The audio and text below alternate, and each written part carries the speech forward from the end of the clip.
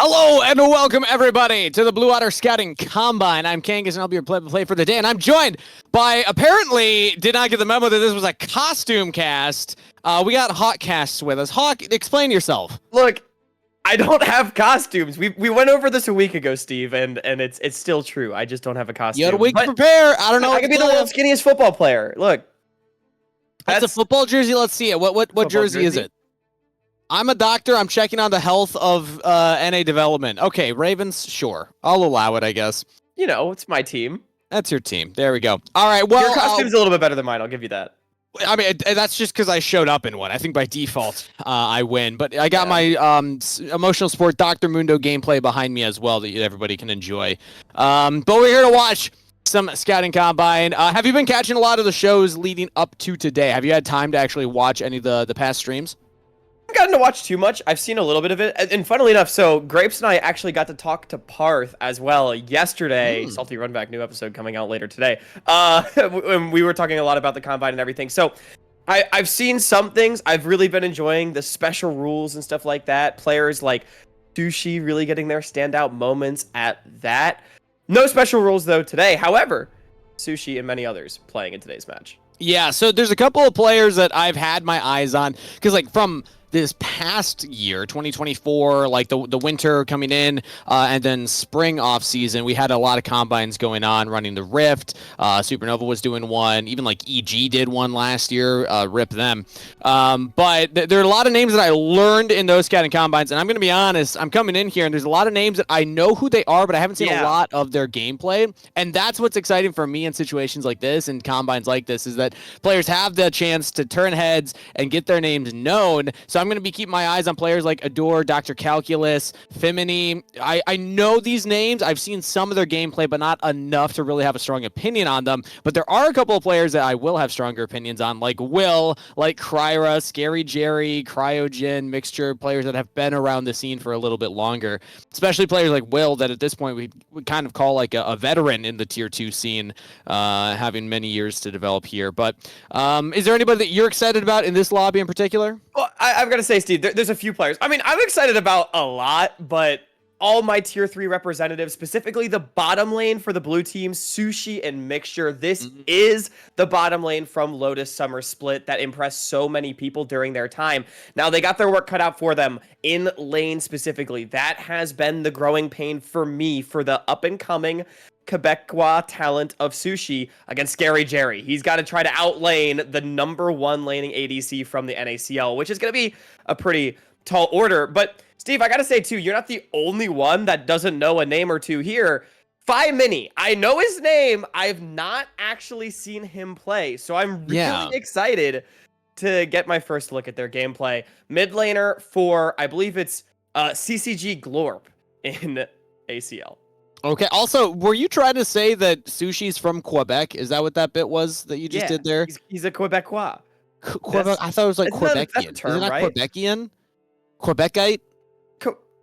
No, I don't think so. Quebecois doesn't sound right. Steve, you also need to understand, over the course of the Tier 3 season, like Grapes and I, specifically me, got very good at just pissing off Canadians. So, okay, all right. If it's wrong, it's just part of the bit, you know? Well, if you're pissing off somebody from Quebec, I think the rest of Canada is usually a fan of that. But I don't know. I don't want to get too deep into Canadian culture.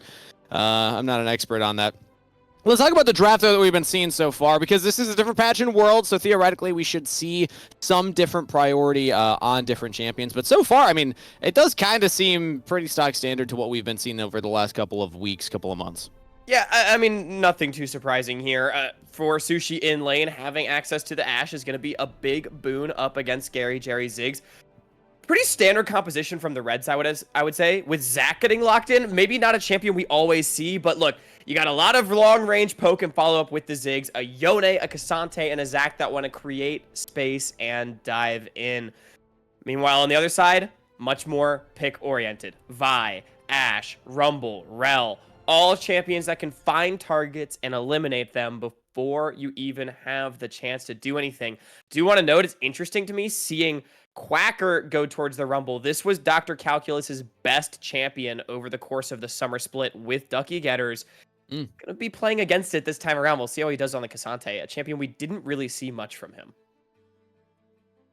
When I look at the composition from the blue side, I echo your sentiment that there's a lot of go forward. Like if they get the full combo off, Relvi, Rumble on top, Ash can set it up. But then they also have the insurance of the Smolder as a backup. So Femini, we're talking about first look at this player, going to be on arguably one of the most clutchable champions in League of Legends right now. We talk about who you can clutch on, who you can 1v9 on right now. Smolder is one of those champs where if you just get to that late game and you have the right items, you can run away with games. But it could be tough against Yone throughout the laning phase. So I think it'll come down to can Femini survive here against Adur.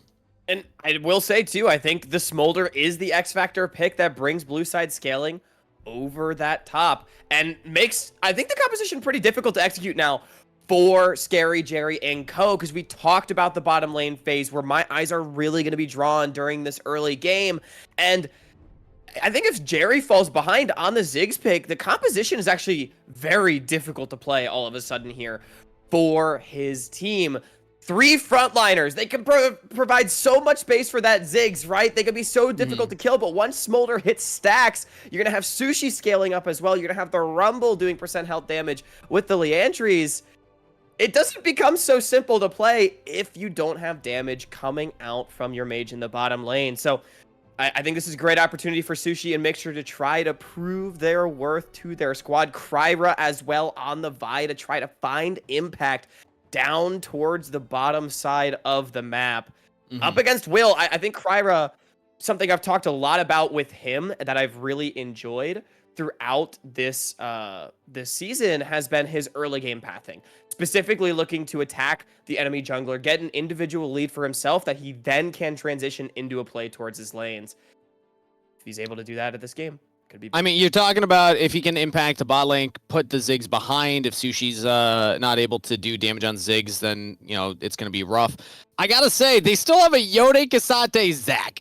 Those are 3 champs. Yes, they're frontline, but they could just dive in and kind of blow up a Smolder too. So Ziggs damage is nice, but I don't know if I actually think that it's like the make or break. We'll see how much of an impact it actually has, but I also have faith that Scary, Jerry, and Cryogen can hold their own. And it looks like we actually had a swap here on the nameplates. So Ixnay, all the names that we had said, I think the comps we can still, for the most part, have the same assessment of. But if this is the correct swap, then that means it is Dr. Hit Calculus on the signature Rumble like you were talking about. And it's actually Adur on the Smolder with Femini on the Yone, which I think arguably we can learn more about Femini based on how they play the Yone matchup, because Yone kind of wants to get aggressive and try and punish the Schmolders early. I don't know why I added a at the beginning there. Punish the Smolders early game weakness. But if you don't have that confidence as a player, you might not be willing to make as aggressive of plays.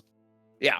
I think most of the points we made still stand. Dr. Calculus signature Rumble, like you said. Sushi still needs to win lane, I think even more so on the Ziggs pick, or if not win, at least stay very relevant. Mixture, big playmaker on the Rakan is something I like to see. My one counterpoint to what you did say, though, Steve, is going to be, I actually think, despite all of the dive on the side of this red team, look, if you land at Smolder, you're right, is going to get blown up. But Smolder is a champion that is very well built to actually kite out a lot of this engage. I think so much responsibility falls onto Mixture's Rakan to actually be the one to catch the Smolder. But with the flash, with the flap, those dash engages can be reacted to. And I honestly think this gives a really great game for Adder to show that skill expression in kiting. Well, that's an opinion of somebody not wearing a Halloween costume, so I don't know how much stock we can put into that. Man. I still feel confident in the ability to kill Smolder, but we'll see. You have to revoke your doctorate in League of Legends after this game. Oh, I'm not registered. No, it was like a trade school at best. Okay, so we have a couple minutes here while in client. So this was all out of client drafting. Now we're in client drafting. It'll be like a 3-minute delay, yada yada. We got some time before we actually get into the game. What do we want to do with that time, Hog? Do we just want to roast your lack of a costume more? I'm okay with doing that. We could talk more about some of the players that we see on our screen. Actually, you know what I'm going to do? I'm going to look up Femini. I'm going to look up Femini on Leaguepedia, because this is a player I know absolutely nothing about. So I'm going to learn a little bit right now. You're not going to learn too much, because it's a pretty short history. A couple of 2-3s in the qualifiers, played in ACL back in 2024 winter. and now is playing an ACL again, and I think doing pretty well. I was told a quote-unquote mini Samykin was what I was given, mostly known for playing the poke mages. Yone, very much not that. So again, I'm really intrigued to actually see what this player is able to do, because like I said, I'm in the same boat as you. I've heard the name, never seen the tape until now. Yeah. So I see CCG Futures, Zen Esports, and then CCG Glorp, which I refuse to believe is a real team name. Oh, you better believe it. All right, well, the Glorp squad rise up. Looking at the champ pool played so far, yeah, a lot of mages, a lot of Orianna, Hui, Nico, Azir, a little bit of Akali in there, and Echo as well. So a couple of the melee matchups, but all AP champs. No Yone games listed. Actually, no, there's one. In Aegis Champion League fall season, there is a Yone game played there. And he won on it, 5-0-7, so kind of popped off. And you never know with players like this that are newer in the scene, like what they're playing in solo queue versus what they're playing in stage games, stuff like that. So there's a chance it has played a lot of Yone games in solo queue. It just hasn't come up in stage games that the compositions work for the team. And I do think it's interesting too that this mid matchup is, I mean, by far the two least experienced players on Summoner's Rift. It's Adder versus Mini. You know, Adder, I think very similar. He's got like 1 or 2 extra OQ appearances. Now, has made the GSL stage a couple of times over the course of this past year. So Adder, specifically, I believe it was the Nameless, was where I really got to see his tape for the first time back in Spring Split, and showed some pretty good things alongside, for example, AD Carry Hub from that exact same team. But they're still the two least experienced. So both of them, I think, gonna really have an opportunity to show their worth in this game. I'll give you $5 if you know the name of the team that Adder was on after the Nameless. It was like, I mean, it was the Pepe team, like Pepe Tinky Winky or Pepe. Oh my God, he knew it. All right, well, I owe you $5. That's a crazy name too. And now on Mirage Alliance Baguette. Oh my goodness, which is another fantastic team name. Yeah, they're amazing. They're all S tier. The Tinky Winky or Pepe Tinky Winky, and like their logo is Pepe as the. What's Steve, you have to remember, you just bet $5 against a guy whose job it was for this past summer to cover all these teams. And you passed the test. Move. Congratulations, Hawk. Yeah. I mean, I know you guys up there in the NACL, you only care about the promotion teams, but you know, I try to pay attention to. Call me out like that. Yeah, well, it's easier to pay attention to the leagues that are directly in front of you. Speaking of promotion teams, though, Steve, I have to ask you. We do have a lot of promotion players. Dr. Calculus, Sushi, Mixture in particular. I think 3 players. You sort of mentioned it. I don't think you had really been exposed to too much until the promotion tournament. Did they live up to the hype that we built up for them in Tier 3? Are you excited to see them keep going? You know, Dr. Calculus, he's got the experience from CeeLo, of course, but the other 2, very new in the space. And I think all 3 of them impressed as, if not the best prospects in their roles that are up and coming, they're like top 3. Dr. Calculus is somebody I had also seen in a Combine. I think it was like was it Running the Rift? It was like the mega one that had like 10 lobbies going at a time. Splits? Yeah, I think Dr. Calculus participated in that one because I remember the name and seen some of his tape there. And I remember being impressed, but you're right that Sushi and Mixture, I think, were more of the breakout stars from the promotion tournament in my eyes. So we'll see if they can do it again here today. Going to be a long combine, a lot of games to be played. These are just the players that are in front of us right now with an early game invade from the blue side. Not going to find anything big off of it, just get a ward down and push away Spider-Man, which is, oh my good, wait, who's that? Was that's Kryra? That's Kryra. That has to be Kryra. That's Kryra, yeah. Spider-Man is a great name for when you're playing Zac, by the way. You didn't say it right. Whipping. What? Spider-Man. You gotta say it like that, yeah. All right. Spider-Man's a great name for Kryra. Elastic slingshotting his way through. Also a signature pick, by the way, and I think any advantage that the blue team can find, like those early wards, is gonna help out a lot against a player that, like I said, very well known for his intelligent early game pathing. And Steve, look at this. Speaking of early game pathing, we have a potential lane swap on the cards. Sushi and Quacker both up on the top side of the map. We talked a lot about the bottom lane phase and how Sushi needs to stay relevant, but it's an unfavorable 2v2 Ashe Rel so strong early on So just opting to avoid it entirely and get their rookie out of what could have been a dangerous situation. Also, shout out to Icefire producing right now, who linked the OPGG for Femini. Yone is the most played currently in this season with a 67% win rate. So, yeah, I think we can expect to see Femini being comfortable on this pick. But back to your point on the top lane, yeah, getting the Ziggs out of the unfavorable 2v2, kind of cool to see. Now, the mark of a true savant is how comfortable they are once we get out of the initial lane setup, because that's where we see, even like LCS teams, a lot of them really flounder once it comes time to re-rotate in the second stage of the game plan. Right now it's trading or sharing CS and some XP between top lane and bot lane, while their support is just kind of hovering around the bottom side. And this is going to be a dangerous situation in bottom because Quacker wants to teleport down to bot lane after crashing this wave. And he's got the cover from Mixture, feeling safe. But look at this. Will not opting to clear to his topside camps. It's going to be a 4v2 under the tower. It's a level 2 Cassante. Cryogen immediately tanks the turret.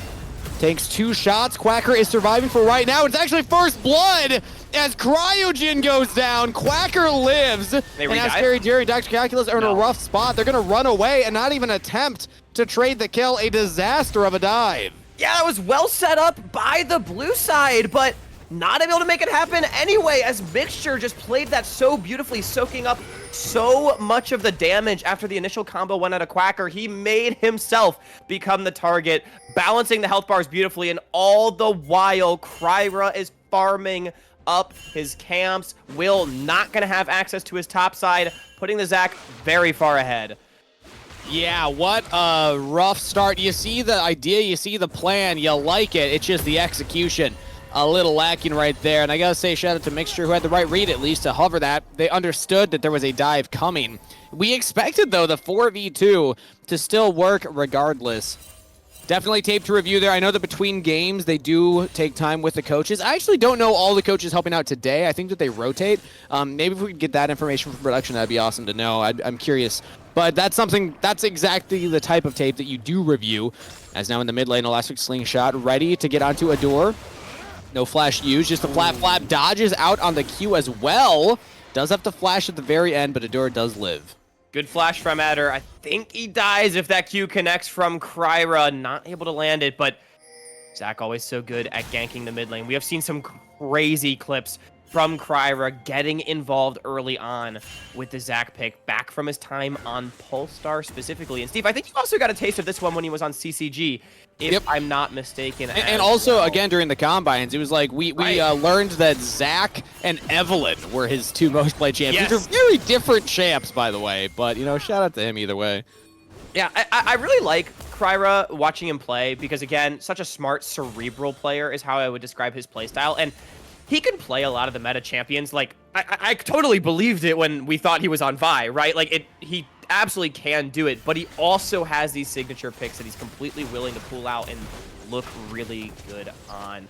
Speaking of looking really good, too, Steve, look at the game state for the red side. Top lane is ahead, jungle is ahead, mid is completely even in what is a arguably Smolder favored matchup.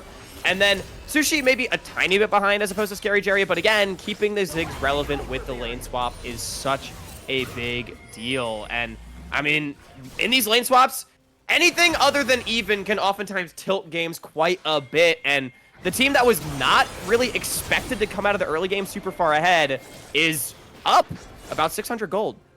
And I want to say that I think that there's an important lesson to learn here as well, that, or rather not lesson, but an important thing to keep our eyes on for a developmental group of players for a scouting combine is how well they are with their timers. We know that Adder flashed in that mid lane, and now we see both support and jungle hanging around here. This is what I wanted to see. Try and punish the flashless little dragon. Like the 3v3. Not going to get on him right there. We don't have level 6 on Femini. Okay, actually we do. He did just hit it off of this wave. But now we're just engaging his Cryogen. Doesn't have to back up the mid laner, but Scary Jerry has walked up now, so it is not a fair fight for red side. Scary Jerry turning the tides and just bullying away all members here. That's a Fate Seal defensively from Femini.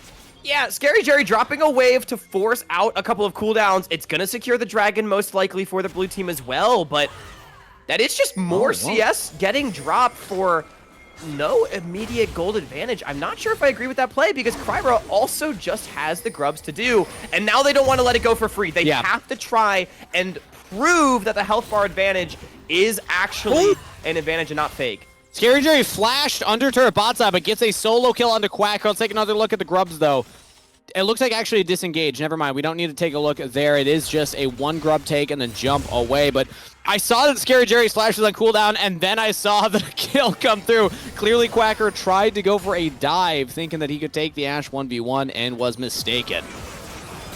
And that's big, because I think that was a completely winning sequence for the red side. But Jerry getting a kill, getting on the board, feels so good. Equalizes the gold.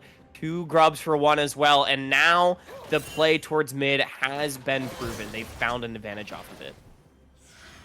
And because Adura doesn't have, or rather, sorry, Femini doesn't have the ultimate anymore, Adder actually has a little bit of time here to breathe, catch his wave, probably go for a reset, and then by the time he's back in lane, his flash will be off cooldown shortly. Oh, but instead they're going for an aggressive play. That arrow was real close. Femini sniffing that one as it went by, but does not land, so he is all right. Long way off from smolder stacks, anything like that. We're gonna start getting towards the point in the game in which I think the red side composition is very strong around those 1-2 items when their front line just kind of becomes too much to deal with for the damage of the blue side. Now, really like to see them start stacking these dragons like they appear to be doing, because that allows them to force fights on that spike. The quicker you stack drakes, the more necessary a response from the opposition becomes later on. And Mixture's in a very forward position right here, so maybe they jump onto Adder. And he does, but he misses the grand entrance, unfortunately. Now, can we actually get the dragon? Will flashes forward. Flash response from the support is now he just goes back in with the ultimate, trying to get onto Sushi, but he's all alone. One-way journey for Will. Quacker now pushing everybody else away. Blue side just did not commit to the same play. Will felt like they could go for the aggressive engage. Not everyone agreeing, and that means that they lose a member and they lose the dragon. Yeah, and it's not over either.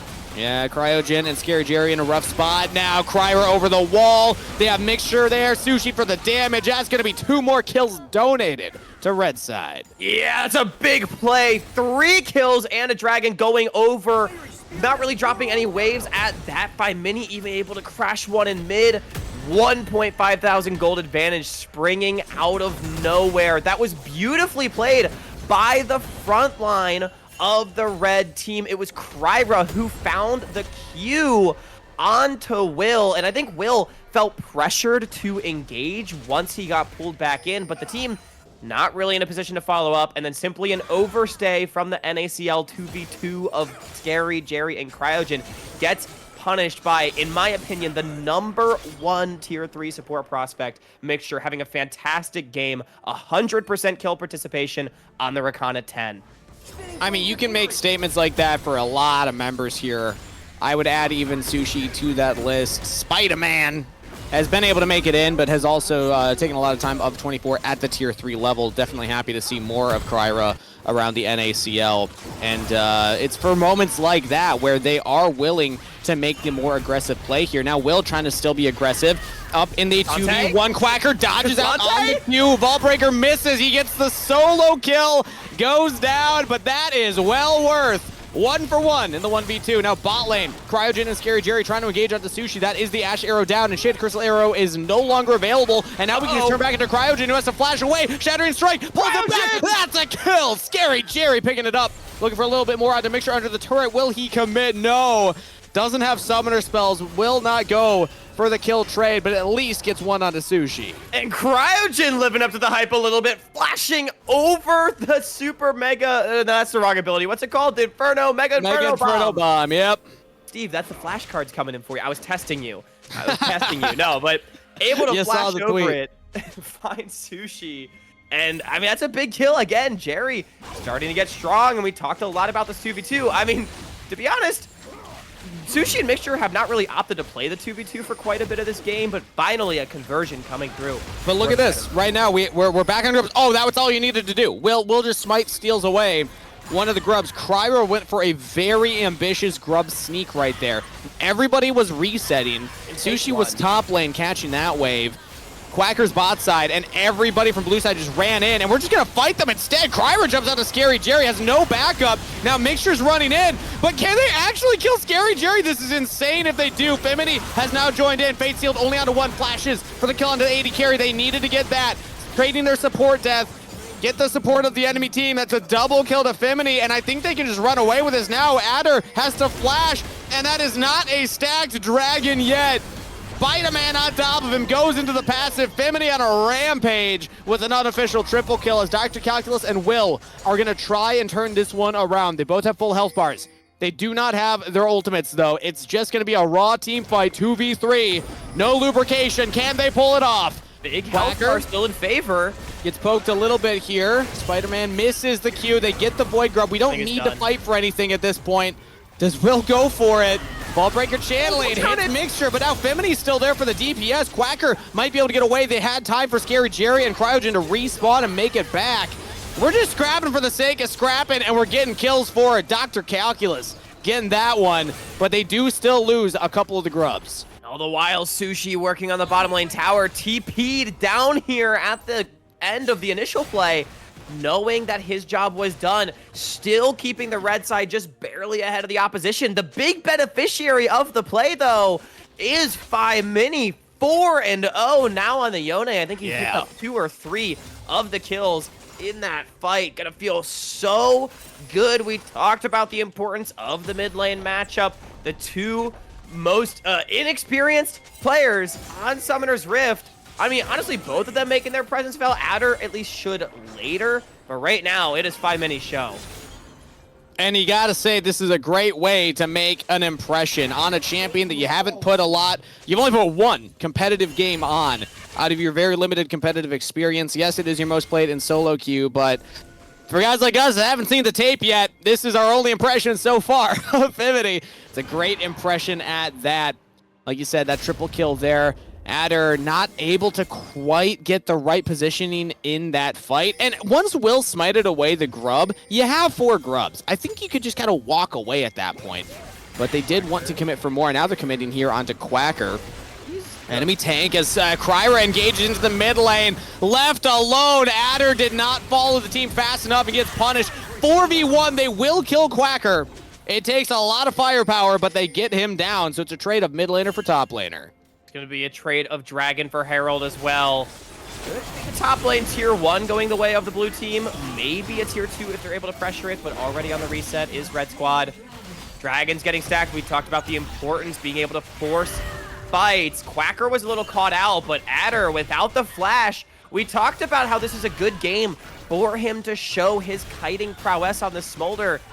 Really able to make it happen in that situation. I think getting caught out when Mixture does not blow ult is a mistake. You have to make the Rakan blow ult if you are going to get caught on the Smolder, right? And so, you know, not able to do that ends up equalizing the play overall for both sides. And the game just going to continue to be close. Remember, scaling in favor of blue team, but we are not there yet. Only a bit over halfway is Adder at the moment.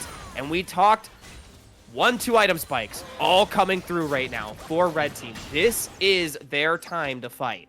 And I gotta also say, you know, pressure of execution is on Adder as well, because you are the scaling. I would argue things like Vi, even Ashe kind of fall off as the game gets to like the 4 item mark. It's really just the Smolder and arguably the Rumble as well that will be able to do that damage in the late game. So you need to be able to survive, and so far that has not been the case. Adder has fallen behind in this game, and now the team's trying to play around him as we have Cryogen and Will hovering the bot side where the Smolder is. They want to funnel gold into this guy, help him get this turret. I still think this is the win condition. You still have to try for this. Oh, yeah. We get the turret before. Oh, okay, no, we're just going to run it in. TP coming down, though, as Mixture almost caught out. Aggressive. Yeah, we're just scrapping again. Everybody bot side right now. Yeah, love to see it. Quacker gets hit there. Sushi actually went down there. Maybe that happened off screen. I didn't notice when that had happened, but it would be a 4v5 defense here, as looks like Will just carry this Herald mid. I think Sushi got caught on the rotation. Might have taken a dangerous path and got arrowed. Jerry invested that cooldown. Herald, I don't believe, made it to the tower. Made it very, very close to the tower. I think Cryer smited it, actually. I see the smite on cooldown. I think that he was able to get the smite off in time. That's really cool. Yeah. Okay, well played to Cryer. I think that's actually pretty big, being able to keep up your mid lane tier 1 in this game with the Ziggs comp. When you're down both your Alders, mid is sure to fall at some point. It's just a matter of when. So the longer you can keep it up, the more time you can force to invest, the better it will be. But good play. Blue team continuing to keep things close. I think a lot is going to come down to this dragon in 2.5 minutes. This team fight, basically all summoners should be available for it, and it will be before blue team hits their spike. So if you can get to Mountain Soul Point, get a big fight if you are red side, that is your win condition. But if you're not able to, start to worry. Things will start falling off. Not in their favor. They're in a really comfortable spot for that, though, and it looks like they are a team, or at least a squad of 5. This isn't a team, of course, it is a tryout. We'll get back to that, though, because we actually have action on our screen. Cryogen is the one getting picked off this time. Got hit by the satchel charge of Sushi. Really well set up by the Ziggs. As now Cryer jumping onto Will. Has the flash available. Will not need to use it. Enchanted Crystal Arrow goes wide. Now Scary Jerry doesn't have that, so Mixture pops the quickness and just flashes in. They commit onto the Ash. Scary Jerry cannot survive with both summoners used, but instead, it's a turn onto Sushi. Will and Dr. Calculus find an isolated Ziggs. Can they find Cryer? He's trying to heal up off of the Raptors, and look at that health bar. Straight back up to half. Now he can re-engage back onto Will, and there's just no escape path. Flashes away, pulled back in. Where are you going? Will on the full retreat as a solo kill comes in for Femini, and blue side is falling apart. Red side picking up the pieces. Yeah, what a play. That's the death ball of the tank squad, just rolling through, finding their kills. And I think some big mistakes coming out from blue team. Jerry, you get the flash off Mixture. Just die, bro. It's a minute and a half before Dragon. You don't need to flash. It's not worth it. Instead, or flash is flash. It's one or the other, right? You got to do it before or don't. But like, I honestly don't think Jerry dying there matters. It's like, okay, it sucks. I give over 300 gold, but the tower's already gone. The play's already lost. Just die and then win the dragon fight after, because you can see not only was the investment great from red side to make that play, blue side invested more. So you're in a even more difficult spot to fight this dragon. You're down now 2.5, nearly 3,000 gold if they're able to get that top lane tier 1. Literally no summoners to speak of. Spider-Man and Mixture just able to take control. The Goon Squad, baby. Yeah. These two, they are just always looking for the plays. Will's running away from the dragon spawning, which signals that they will not contest. This is a Dragon Soul point now for red side if they choose to start it up. Instead, blue side's looking at maybe mid lane. They have the Enchanted Crystal Arrow. If Scary Jerry can set this up onto Sushi, they can try and pop the Ziggs. But Sushi plays it very respectfully, does not walk very far forward, and Femini even playing respectfully too. Pretty good map awareness here from Femini, who's in the 1v1 against Adder, but because they didn't see anybody on blue side, he actually backs off. They're trying to get a cross map. They know that they can't fight for this dragon, but again, Mixture, I think, is the MVP of this game for me. He's been in the right place at the right time all the time. He knows that blue side knows that they can't fight. So I don't need to go to a fight that's not going to happen. I just need to cover my team. Now Sushi being enough space created for him that he can poke out Will and defend their topside jungle. No threat of a Baron start or anything like that. It's just an uncontested objective being taken. Mountain Soul Point with 3 frontliners. That's a scary place to be if you are the team that is behind. You're just never going to get through those health bars. We only have 1 item completed on Adder, and not even that close to a second. I left to the lobby, so I can't click gold. Actually, Ice Fire, can we take a look at the gold? Thank you. Thank you very much. 750 in the pocket right now as Quacker actually goes down. Nice pickup there. Scary Jerry getting that kill. So a little more gold in the pocket of the Ash, but again, they need the gold in the pocket of the Smolder. Smolder is the one that needs to get to these item breakpoints, and it's just still so far away from that second item. Yeah, I mean, at the very least, Jerry is actually in a really good spot in this game. Second richest. He's ahead of Sushi by about 150 gold there. So you still have a carry. And look, once Smolder hits stacks, he will at least have the true damage to help burn through these tanks. But I agree. Smolder is still too far behind for what blue team needs. I think they should be at their spike by the soul fight. But the question will be, are they just too far behind in gold to the point where it doesn't matter? Or too far behind in map control as well? Because we've seen, I think red side has definitely had the edge in the map control department. Baron setup, though, at the very least, can go the way of blue team. Maybe even force the opposition into a bad situation, force them into a mistake. Definitely always a way to win, especially in combines when things perhaps a bit more uncoordinated. I got very confused because for a second there I heard blue team double kill in half speed, and I forgot that I had the Dr. Mundo gameplay behind me on my TV, so now it all makes sense. It looks like the Dr. Mundo is winning, by the way, if anybody was curious about that. Huge. But back to the game at hand here. It is 2 minutes 50 seconds until that Dragon Soul spawns, and I think I agree with your assessment that Adder should hit the 225 as well as the Muramana completed by that point. But it's going to still come down to execution if you can actually utilize that. Arrow misses onto Femini. Oh no, I was just talking about how well he was reading the map before, and now he's body blocked with Fate Seal. Still jumps away, knocked up. The team is here. Femini is not giving up on everybody. Dog piles in to save the mid laner, and they do just that. Red side with a counter engage. Femini survived for so long right there with the Blade of the Ruin King as well as Shield Bow, as now Cryogen has to run away here. Kryra looking for the re-engage mixture as well. Scary Jerry kites that one back, but Femini is right back into the thick of things. That's just a Baron! Has the flash available. They just want to peel off and kill the Ashe. They see an enemy. They want it dead. Baron has now been started up here. Cryogen very low, though. It's going to be a one-way ticket if he tries to go in for an engage to set up Scary Jerry. And I don't know if Scary Jerry's got the items to win a fight like this. Only 2 completed. Maybe they go for the miracle play. Does Scary Jerry see the line? He's trying to poke with the volleys. We do have teleports coming in. They're just delaying time. Is now mixture engage on the Scary Jerry. They got the Baron. They're going to get the engage. They're going to get the fight. Scary Jerry's down. Femini is godlike. Cryogen falls for a double kill. 8-0-3 on the Yone. What a performance from this young player. He even gets a knockout after. Flash out from the Smolder. With Baron secured, this could just be a reset and march to end the game. Femini, are you kidding me? 8-0-3, the least known player on Summoner's Rift is the one that's legendary nonetheless. Oh my word, buying time, understanding his role in the team fight, and getting the kills on the back end. And I've got to praise the rest of the squad too. The speed at which they closed the jaws of the trap shut around blue team. All 5 members rotating. Quacker was instantaneous on the teleport. That is the mark of some great play and confidence from the red squad. Now their Soul Dragon hitting the Rift in 30 seconds. It's gonna be one final fight. Mixture went for an engage, but didn't have anybody behind him. Very aggressive as now... Yeah, there's just no big punish. Cryogen will find a nice 3-champ knock-up with the Smolder ultimate on top of it, but there's just not enough follow-up.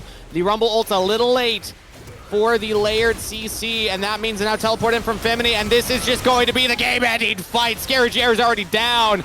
Adder, no flash available. Pulled over the wall. Actually, Quacker might have just given him his escape route. Never mind. Kryra on top. Adder actually untouched. Nobody's focusing the Smolder. Wait a minute. He's able to get 2 kills. Can he clean this one up? Adder, are you kidding me?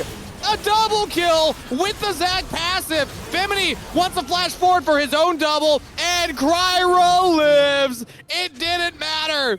It did not matter that everybody forgot Smolder existed and just stopped paying attention to him. They are too far ahead in gold. Goodness, Kryra is able to one-shot the Smolder in the end, coming out of the passive, maintaining his deathless KDA. By Mini as well, cleaning it up 10-0-4. And at the end of the day, it's going to be the result that perhaps we expected from the fight, but not in the fashion in which we thought, as I think Quacker made a massive mistake. Ult Adder over the wall, that's fine. But then didn't go after him. He went after the other lower HP targets. Nah, you gotta stop the Smolder from DPSing. Doesn't matter that he's only got 2 items. With their true damage and the executes, you cannot discount that champion. Doesn't matter now, though. Mountain Soul in hand, nearly a 10,000 gold lead. I think this game largely a wrap. It's just going to come down to one more fight. If Sushi can survive, he should just be able to end the game. That's one of those moments, though, where that could have gone much worse if Fimini had not played this game as well as he has. 18 years old, 10-0-4. If this Yone is not able to then flash follow up and just one-shot everybody else after the fact, there's a chance that Adder actually turns that one around. So Quacker, yes, it didn't mean the end of the game, but that's another thing. You're going to be VOD reviewing moments from this game. Even if you're the team that won, you still need to VOD review the moments where you could have done things better. I think that is one of them. As now we're starting to siege here on the top turret. And an easy satchel charge take here. So that is now every single tier 2 turret taken. 6 for the side of red team, plus that Dragon Soul. 2 minutes still Baron. I think they might just delay and wait for that to be the win condition. Yeah, I think that's pretty reasonable. Pretty hard to break into the base. The wave clear is, I would say, decent from the side of Blue Squad, but the siege is not very good. Very much a dive comp with 4 melees wanting to fly in for red sides. Really only Sushi that can work on the towers from range. So, Baron in 2 minutes. The game will at least continue. It does give more time for Adder. Want to cast everyone's mind back that we said that the Smolder would be the big win condition later on in the game. And that does still ring true, no matter how far behind he may have fallen in this game. So, if there's a will, there's a way. Adder, it does not matter the last 28 minutes. All that matters is what you can do now. Speaking of Ice Fire Ride, can we take a look at the gold in the pocket of Adder, as well as maybe the Adder stacks? We're at the 225, but are we close to the next breakpoint? 295, not that far off, and has 800, close to 900 here once he gets these Krugs in the pocket. And like, there was a moment there where Adder was mid, Scary Jerry walked mid, Adder walked bot to catch the wave. At this point, Scary Jerry, eat ego. Give gold to Smolder. This is your team's win condition. You are an Ashe. You should not be getting waves. Like, Adder should be getting this mid wave right now, in my opinion. Just funnel gold onto the Smolder. That's really the only way that you're going to win this game. So maybe a mark of inexperience on Adder's side to not demand it. Maybe a mark of ego on Scary Jerry's side, say, no, this is mine. Either way, I think it's incorrect. Would love to see them review that as well in the tape afterwards. Yeah, I definitely agree. I don't think Jerry should be taking that wave. Like Adder, you drafted this composition, I think, to play around him, because all the other champions in the composition will always provide value with how they can find individual members and pick them off. And they've done an okay job of that so far this game. I think that's been a big part of what has kept them in the game thus far. They're going to need to do it again, though. Cryo-Jin, rather, seems to be the one that's not getting moved off. Okay, no more Aftershock available. Gonna make him a little squishier if there is a fight that breaks out immediately. Might want to wait for that cooldown to come back up, because there's no reason to fight. That's flash out of Scary Jerry as Kryra flies in. Mega Inferno Bomb lands onto 2 members. That is both carries. And now Cryogen goes for the engage. Did not have the Aftershock and is just too squishy. Goes down. 2 ultimates expelled. And that will actually push away red side. They don't want to keep moving forward. That's Mom, and that is Equalizer down. So no more Rumble ult, no more Smolder ult. Yeah, and I'm sort of puzzled by Blue Team for that play. Like, they have both their 80 carries trying to contest mid-wave. They need mid-push to be able to fight for League of Legends 101, right? But yeah, all their front line is just kind of not there. And Kryra flies in, gets a flash for free. Cryogen's like, well, I gotta do something, and then dies. So it's just gonna end up giving over the Baron for free. Sort of a haphazard mid-wave contest, well punished again by Kryra and co. I hate to keep going back and harping on the same point, but neither Adder nor Scary Jerry had their 3rd item completed for that. If Adder had the 3rd item, maybe you're able to try and contest a little bit harder and turn onto Kryra there. But yeah, I mean, now they both have 3rd items, so the 80 carries are getting a little more fed here. I like to see Adder in a side lane. This is one of the things that Smolder's very good at, is actually able to push waves further than a traditional 80 carry can, because your flap gives you a great defensive tool to get away from potential dives onto you. Right. Or overload is onto a side lane for you, but haven't seen much of it. Instead, that time at least gets the wave pushed in, is now Fimini going aggressive over the wall right there, because he's got Mixture in his back pocket. Baron is secured, and Dragon spawning in a minute. This is the Elder Dragon. It'll be a bit of a long game here, as I think that we will get an Elder fight at least. Yeah, I mean, at some point, Adder does just need to hands check the engage here from Red Team, right? You have to be able to execute the flap, flashback, kite back to create enough space, and then make it such that the tanks are up the creek without a paddle, and you can free fire onto them. We've just not really seen that so far this game. Now, the good news is they've been able to contest mid waves. They're going to get mid tier 1. Finally! I said the longer it would take to get. Man, that took a damn long time. They might lose the game for it, though. Yeah, you have to get back to base now. This is a Ziggs hitting your base. I like the idea, but I don't know if it's going to be enough. Really big Enchanted Crystal Arrow will stun up Sushi for an eternity, but a teleport in from Femini. Now Quacker punishing the teleport in from Dr. Calculus, as well as Adder. The Smolder TP's in almost immediately to his doom. He is alive for right now, but Femini says not for long. Double kill picked up by the Yone, and a backdoor of all ways to end this game. They don't want to end it, though. They want the kills. They want to pad the stats and say, all right, VOD review this, blue side. How did you let this game get to this position? As Dr. Calculus will go down. Clean ace plus the game for red side. A bit of a slow, but still a beautifully played one. I am so impressed by the macro of red team. Steve, you asked who the coaches were. Teal really making them look good. And I don't know who was in game calling the shots for them in the moment, but that was a beautifully played game. Blue side seemingly had no answers. The setups were better. The early game was better. The fights honestly weren't that much better, but everything else was better, so it helped them win in the first place. Exactly. Ice Fire, right, thank you. Shout out for letting us know. It's Ido for Team 1 and Keel for Team 2. So, yeah, I mean, Keel, that was a great draft, and I like how they were able to play it out. And I think that we learned Femini does play Yone. Even if the Leaguepedia, competitive games he's played so far have been mostly mages, we had the OP.GG stats, and it's 67% win rate in solo queue for Yone right now, most played champion. And that looked like it added up there because that performance was incredible from Femini. I'm very impressed with Femini for the first game I've seen on tape. Played the lane very stably against Adder, and then I think definitely out-executed the opposition in the team fights. But, I mean, across the board, I'm very... I thought the individual level for Red Team was high. Quacker, maybe not his strongest game on the Cassante, but I don't think it was bad by any stretch of the imagination. And then Kryra, Sushi, and Mixture also all had their own standout moments. The Engage squad, the Goon squad of Kryra and Mixture in particular, I think set up so much of the success. And then, of course, Mini, with the way he was able to both follow up on that Goon squad and also, for example, in the game-defining fight, how he bought time. I want to give a couple of stats for you here because we actually have the game-ending stat screen in front of me right now.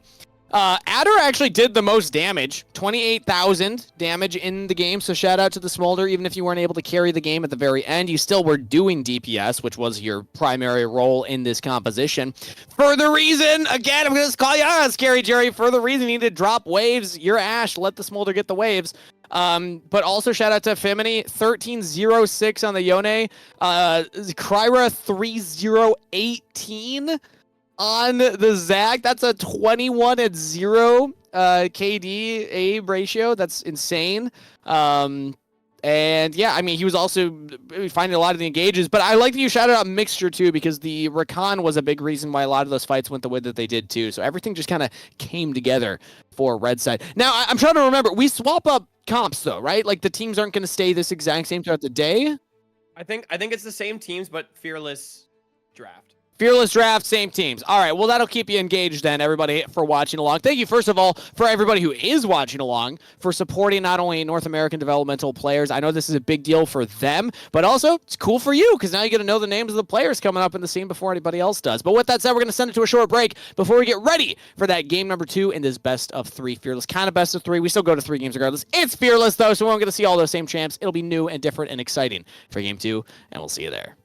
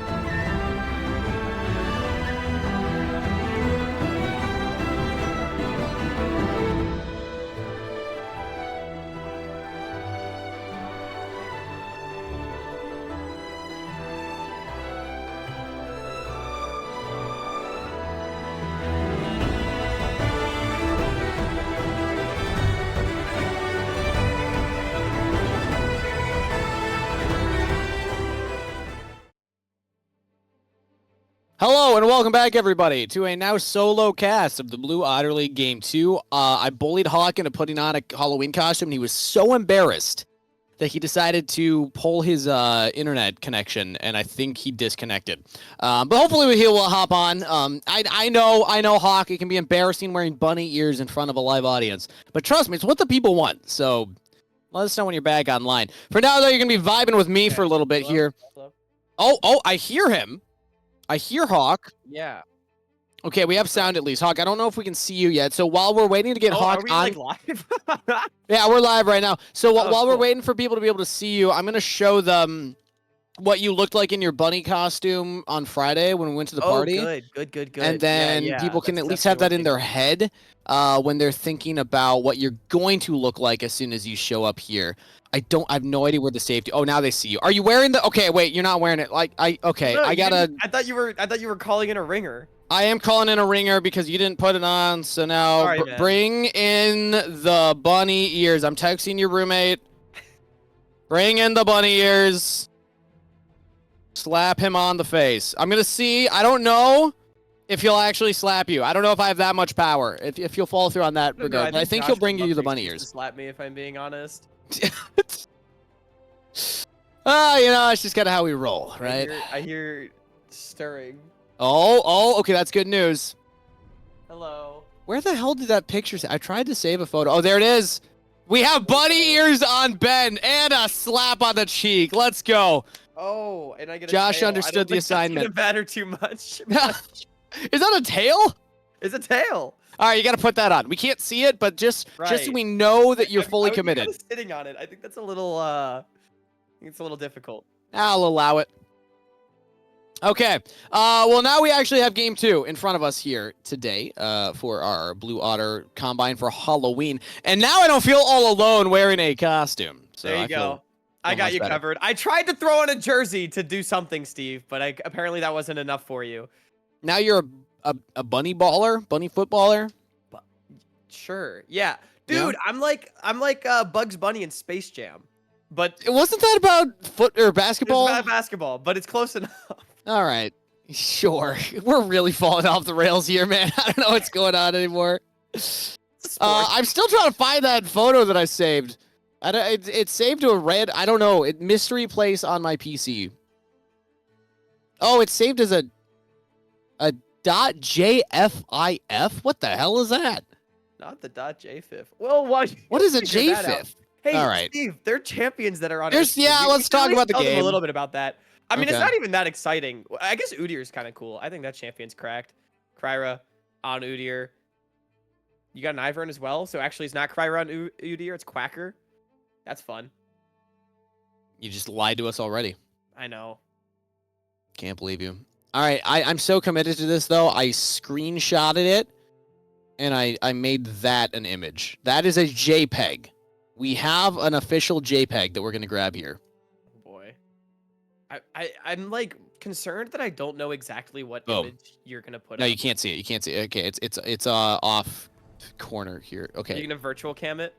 I am virtual camming it, yep. I just got to... Oh, my God. Why is Streamlabs hating me? Okay, we're here. Can I make it bigger? I can't make it bigger. All right, this is all you get. I don't know. I can't figure it out, guys. That's it. But there's Ben as a little bunny guy. So, there you go. Hey, Steve was esports retired, though. I think that is also worth talking about on this cast. No, you don't need to look at that. You don't need to look at that one. That wasn't wearing a... Steve, I think you were putting the fries in the bag, bro. He's wearing the fries on my head. All right, so we have a lot of champions to talk about now that we've literally finished the draft. Yeah, wasted a lot of time there.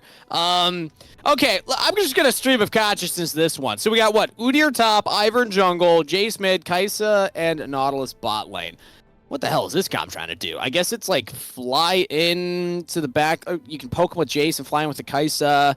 Ivern Udyr is kind of scary. It's going to be pretty much impossible to kill this Udyr unless Aatrox is able to get a decent lead on his own, because I imagine that's Poppy jungle with the Orianna mid. But overall, I'm kind of liking Red Side's draft more. Yeah, I think Blue's comp is difficult to play, where it is a pick-poke oriented composition that is really good at creating space for itself. You have Ivern, Udyr that kind of just draw a line of scrimmage that I do think blue side's composition, rather red side's composition has difficulty moving through. I actually think Poppy is not the highest value pick in this game for them. The problem though lies in that you've got triple frontline on red side. Different team, but same side with triple frontline. Aatrox, Poppy, and Leona. The Poppy and Leona in particular, champions that don't really mind walking in to that poke, soaking up the damage, and then getting the party started. And I do think once the party is started, if you can't kite very precisely, if you are 5-mini and Sushi, this game's going to be very difficult. So, not only that, Scary Jerry on the Ezreal, you know, not a ton of engage to outplay, but he will be difficult to touch as long as the front line can stand in front of him. So yeah, I think my concerns for red side really are about the range. I actually like blue side's comp more if they can play it perfectly, but it feels so hard to play perfectly. But okay, I actually, now that I've had some more time to take a look at it, I actually kind of agree with that statement, specifically on the side that I don't see a lot of damage on red side. Ezreal can get there, Aatrox can help, Orianna to an extent, but like I don't know if that's going to be enough to kill an Udyr with the Ivern shields. Like that, I don't see that as true DPS type of composition. I see that as you're trying to kill relatively fast, try and get some resets for the Aatrox, and find that big engagement with Orianna. You definitely have to get in the backline and party if you're this red side comp, right? Like you have to create more chaotic fights. I think if they're very clean fights where the battle lines are very clearly drawn, I do think. Yeah, I agree. I think there's a lot of DPS coming out from specifically the Kai'Sa, the Jace as well, that you can't really avoid taking, so you just need to make the fight faster than the damage that they can do. Yeah, and when you're trying to get through that line of scrimmage, that is going to be a difficulty for them, but still possible. Still possible to do. Let's take a look at Femini on Jace. Do we have Femini's Jace play record? Let's take a look, because we already had the OPGG. Not on the OPGG. It's not even there. It's not even listed in like the top 7 7 champs. Yeah. Interesting. Again, I mean, this is first exposure to tape. 5-mini coming off of a great game previously. I also will say I have not seen much Jace mid really at all since a lot of the item changes and like the items that he were using got nerfed. I've just not seen much Jace. I'm a bit surprised to see this come out. Now, Jace Kai'Sa was the old school poke combo, and AP Kai'Sa has been very meta. We've seen that at the World Championship. We've seen that elsewhere. I do think that this is really strong. So we'll see if 5-mini is able to do this again. I do one more time want to draw attention to the laning phase, though. Kai'Sa not against Ezreal Leona is pretty difficult to play for the Kai'Sa not. We saw a really good lane swap out of Sushi and Mixture last game in which they were able to dodge Scary Jerry's scary laning phase and actually end up outplaying their opposite numbers, I felt, throughout that game. We'll see if they go back towards the same thing because, Steve, let's remember, in that first one, when the 2v2 was actually being played, it was getting won out by Scary Jerry and Cryogen a little bit. All right, we have some stats here from our producer. 1 Jace in Split 2 for a loss, but 4-3 record on Jace in Split 1. So kind of cool for that. And also thank you for Alk Battery, who's letting us know there's a stat sheet that's pinned that we could have been using this whole time. The Crier has played Iron so far in this Combine, so this is not a brand new pick for him. Thank you, Alk Battery. Shout out to Alk. Okay, cool. He played it on Pulse a little bit, I want to say, as well. I feel like I've seen it before. He's played it, like, I've definitely seen Kryra play the pick. Again, he's got his pocket picks like Zach, but he can usually play at least, I would say, like 70% of the meta champs from my experience watching him. Okay, yeah, I mean, that's the great thing about Kryra as a jungler is that he has these unique niche pocket picks that he understands when they're good in comps, but you're right, he can play the meta. He can play a lot of other champions that aren't necessarily as exciting or spicy or noteworthy to talk about, but it's worthy to talk about him as a player that has this depth of champ pool. So, but you're right that the Poppy on Will's side, like, it doesn't do a whole lot, like, Steadfast Presence, if you see things like a Yone, if you see things like, I don't know, other like Callistas, anything that's going to be dashing around often, really high value. But I mean, you got Nautilus Q and you got Kai'Sa ult. That's really all that you were stopping. Although, actually, now that I think about it, does it stop the root of Ivern? It would, right? Like, if Ivern Qs you and then you auto and you get pulled in, do you get knocked up then? That's kind of funny. Wait. Oh, like, you mean you can buffer out of the Poppy ult? Or No. So Steadfast Presence, the big circle around Poppy. If Ivern Qs you, but you get that off, and anybody, a melee attacker, clicks on you, they get knocked up. That's actually interesting. I have never seen that interaction actually happen in the game before. So, sorry, I thought you were referring to what is also an interaction is you can buffer Poppy ult with auto attack on Ivern Q. Oh, really? It's dash. So as long as you're able to time your auto such that as you get knocked, you're yoinking yourself back in, you go like, whoop. Oh, that's really funny too. All right, well, some fun interactions between those two junglers that we can keep our eyes on then. Yeah.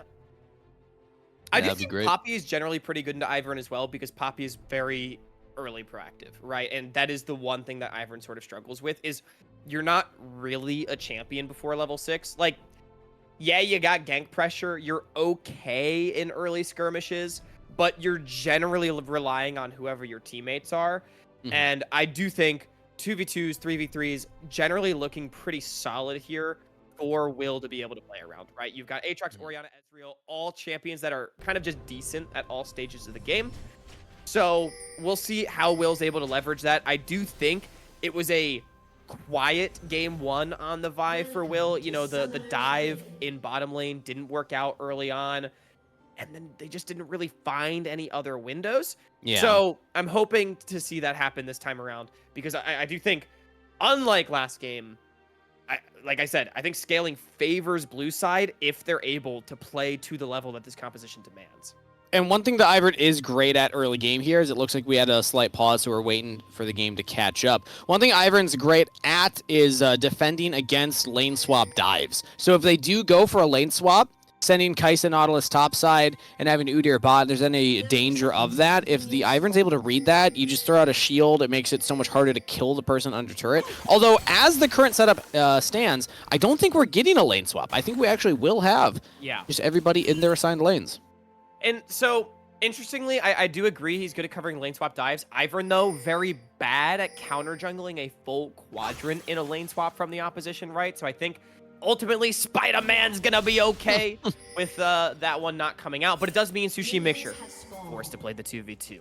That's gonna be the big question mark. I thought Mixture had an electrifying performance on the Rakan in game number 1. But if he's more jailed in this game, is he going to be able to have the same impact? Or maybe will it be Scary Jerry and Cryogen have their chance to shine? We know that Scary Jerry is somebody who can carry games. He has that clutch factor, had an incredible split in the NACL, making it to America's Challengers, bowing out earlier than very expected from a lot of us on the broadcast side. But still in AD carry that we have a lot of hopes for and a lot of expectations for. I've been talking publicly. Oh, we see actually a very aggressive trade not going in their favor.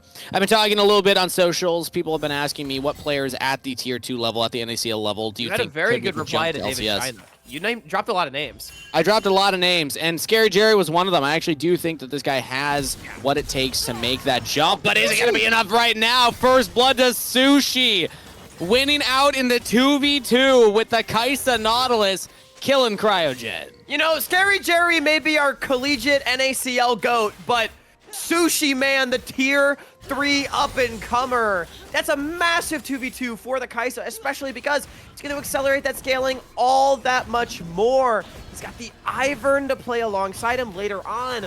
We've not really talked about it too much. You know, we're talking about whether or not Kryra's played Ivern, right? But Sushi played alongside Ivern quite a bit. It was one of the bread and butter picks. It was mostly Ivern Zeri for Lotus throughout the 2024 summer split, and this AD carry had so many pop-off performances. We'll have to get back to that, because I think we have a dive here, Hawk, because Sushi and Mixture back in lane now, but Will was around the bottom side this entire time. That is a teleport coming in, and they juggle aggro perfectly. Teleport completes from Quacker to level 1. Cryogen, can they punish for much more? Will is the sacrificial lamb. Quacker can look to chase down more. Again, Cryogen level 1 does not have a lot to stop Quacker's assault, and that will be 2 kills traded for the one that was picked up on the tower dive. Yeah, nice couple kills. Salvage the play. Now Kryra in towards mid. Adder has the flash.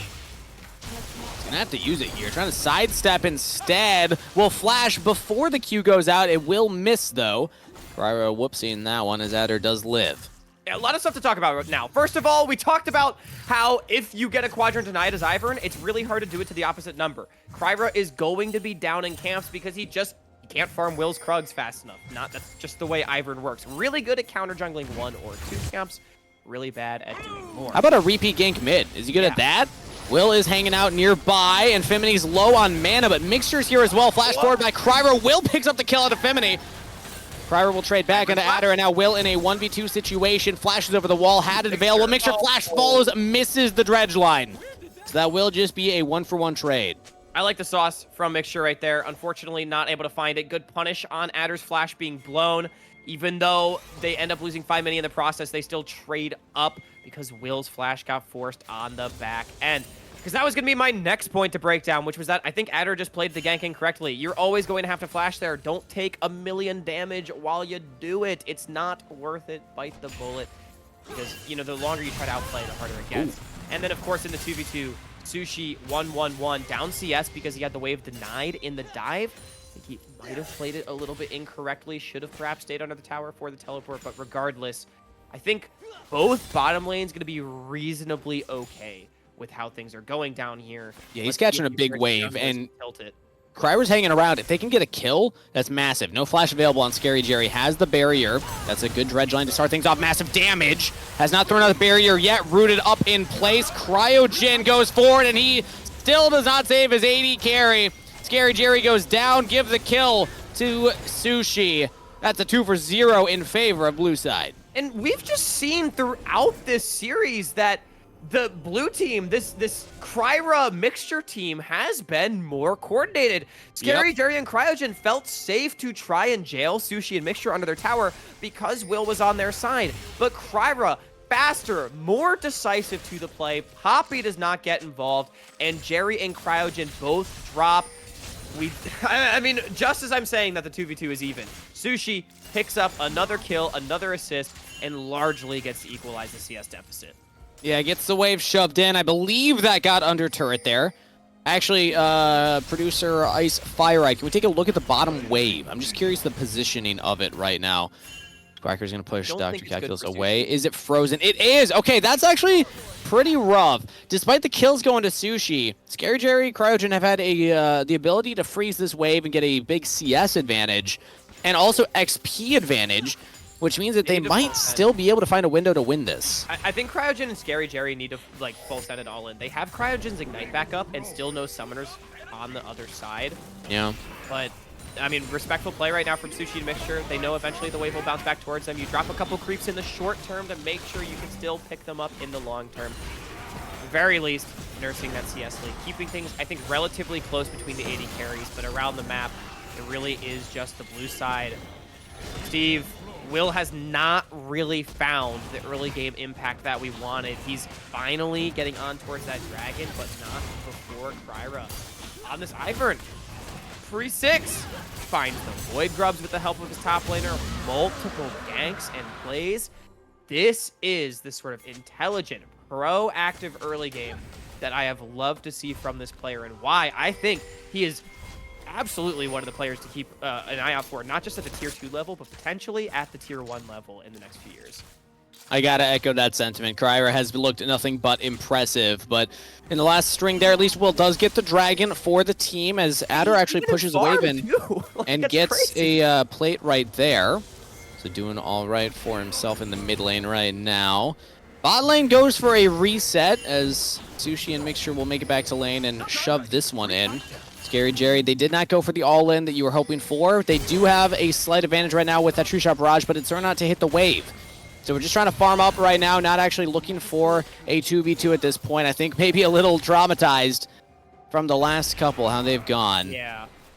But we're getting to the point in the game where the 2v2 is not going to be a problem for Sushi and Mixture anymore, because once Kaisa gets that static Shiv, it's so much easier to match push. You're also just getting free poke with every minion you kill, basically, if Scary Jerry wants to contest the wave. So it just becomes really annoying to play and actually difficult to force Kaisa out of lane from that point. Look at Quacker here, just showing his proficiency on the Udyr. Running through all the Aatrox abilities, says bet My turtle stance will just let me heal all the way back up to full, despite your damage, your chunk. And now Dr. Calculus positioning in an awkward spot. It's a bait, though. Will is here. Will, you gotta commit to the play. Steadfast Presence runs forward. Quacker in trouble. He took the bait. He thought he could win the 1v1 against Dr. Calculus. Will can't find the angle into the wall. Misses the ultimate. And Quacker might just take the 1v2. He stuns up Will. It's a disaster for Dr. Calculus, who is too low. They have to flash their jungler away. And Dr. Calculus is out of there too. Quacker lives. And he's got the thumbs up after forcing double flashes off the 2v2. Wow. That is a disaster. Because now Scary Jerry and Cryogen, they get pressured onto their tower a little bit. And now we have a 2v2 down here. Mixture and Sushi. Just 2v2 kill Scary Jerry. They're going to kill Cryogen as well.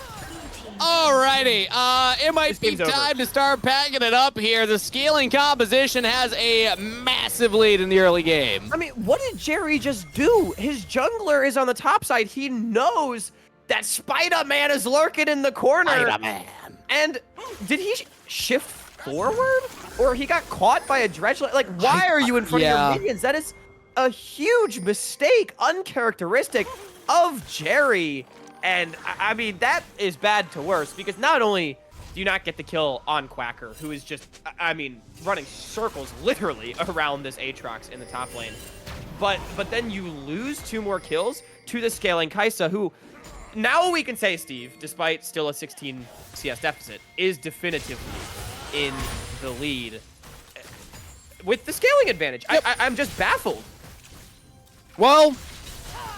yeah, I don't know what to tell you other than I think that there has been a miscalculation a couple of times in that 2v2 as to how much you can limit test with the Ezreal and the Leona. I like the combination of these champions in certain aspects, but when you go in for the dives, they just don't have a lot of damage early on, and I think we saw that. Then Scary Jerry thinking, oh, I'm Ezreal, I'm just safe by default, gets picked by the dredge line, immediately hit with the depth charge.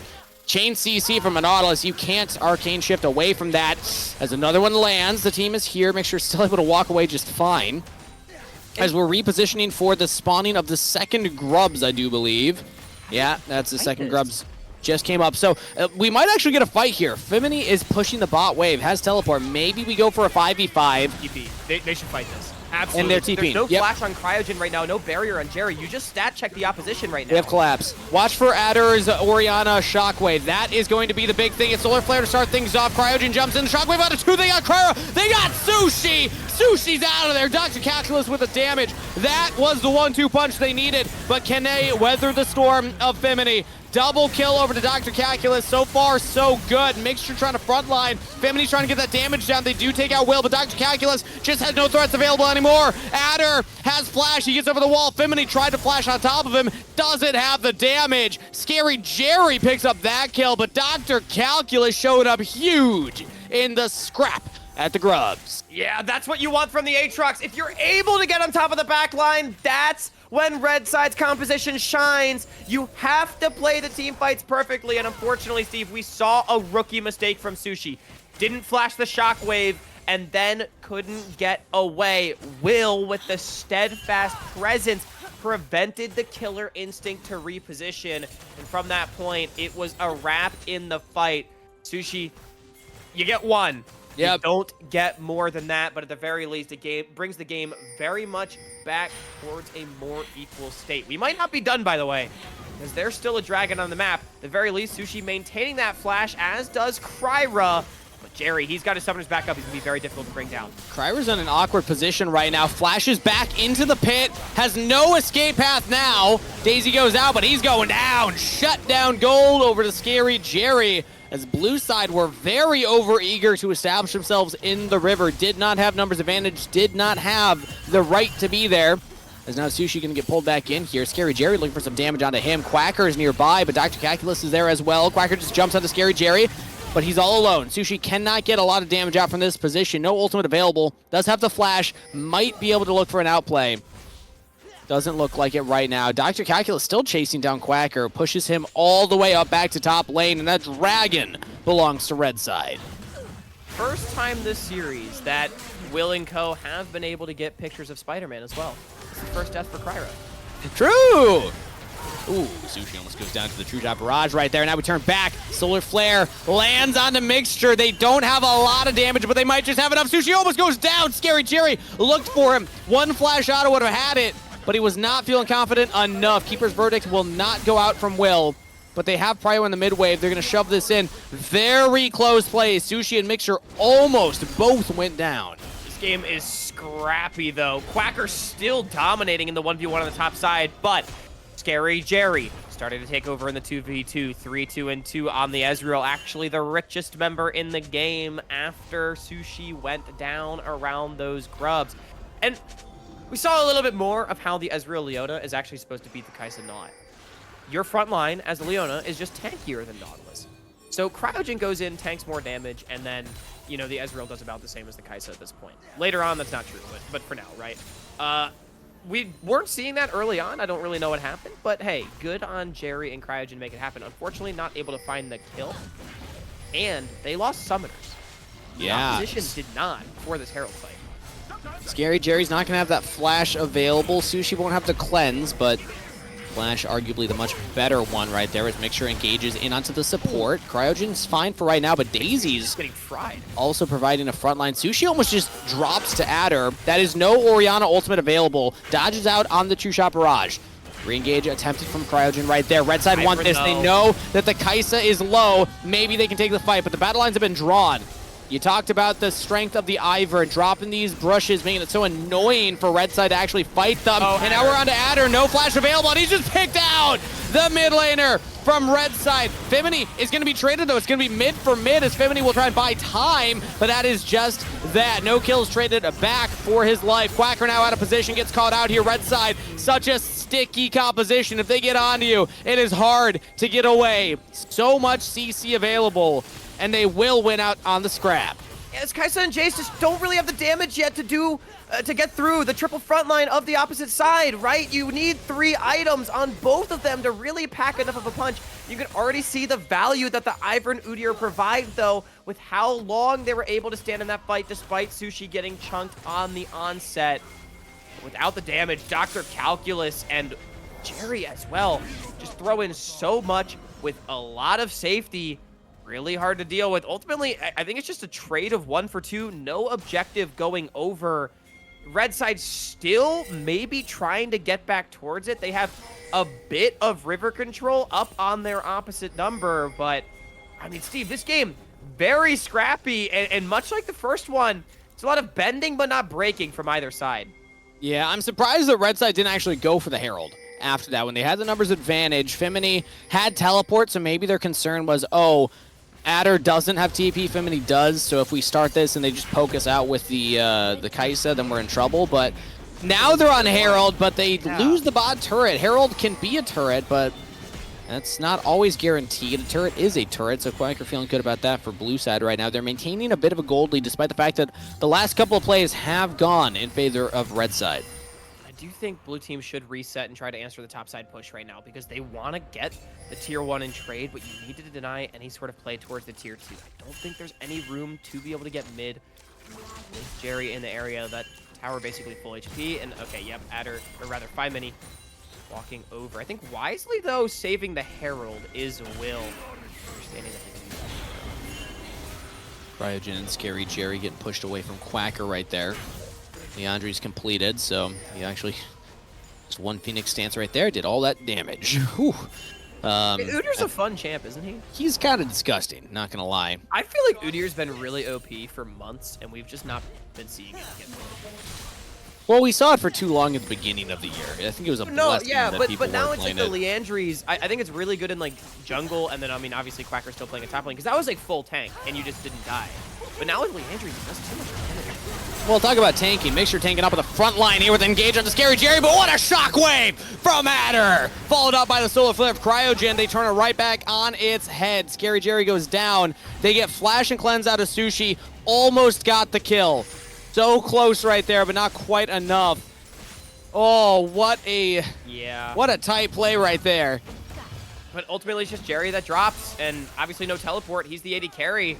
Is Dragon going over? I don't even think you care about losing 3 summoners for it if you are blue team, because once this dragon goes down, the next fight is likely not going to be until those ones come back up. Now, we do see a contest still getting mounted. I think Blue Team needs to divert all their resources to burn down this dragon. Calculus is all alone right now. Ooh, okay, he got out.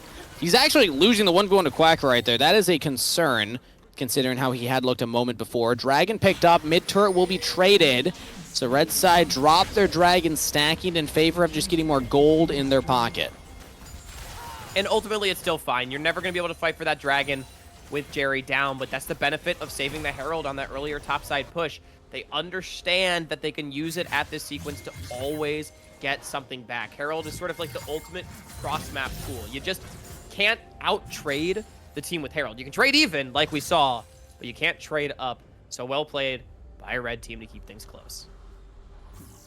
Currently, we have 1 turret to 1 turret, 3 grubs to 3 grubs, 1 drag to 2 drags, and just a slight gold lead of 1,000 for the blue side. So very even game state. At this point last time, we saw that the roster on the red team, with the current roster that is now on blue team, kind of running away with it, getting a very solid advantage for themselves. Not going to be the case this time around, but like you had highlighted, they still have scaling options. The Ivern will get to the point where he just keeps everyone so safe. Already 2 items completed. Also 2 items on Sushi.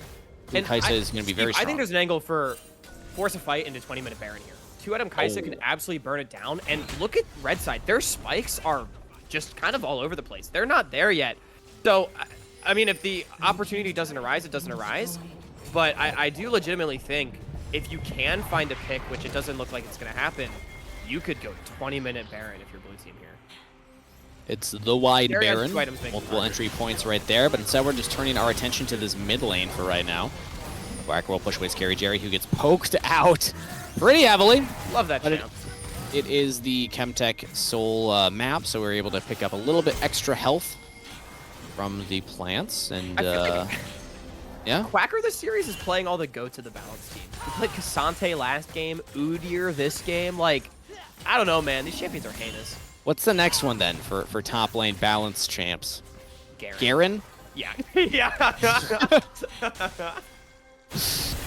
I can see a Garen game for Quacker. He's just running at them. Yeah, and the fact that, again, he's able to win this 1v1, really rough for Dr. Calculus, who had Will behind him, but Will said, nope, we can't chase that guy. He's too fast when he pops Ghost. So they decide to back off right there. Cryogen, or Cryra rather, up here with the backup of Mixture. Good sidestep from Cryogen.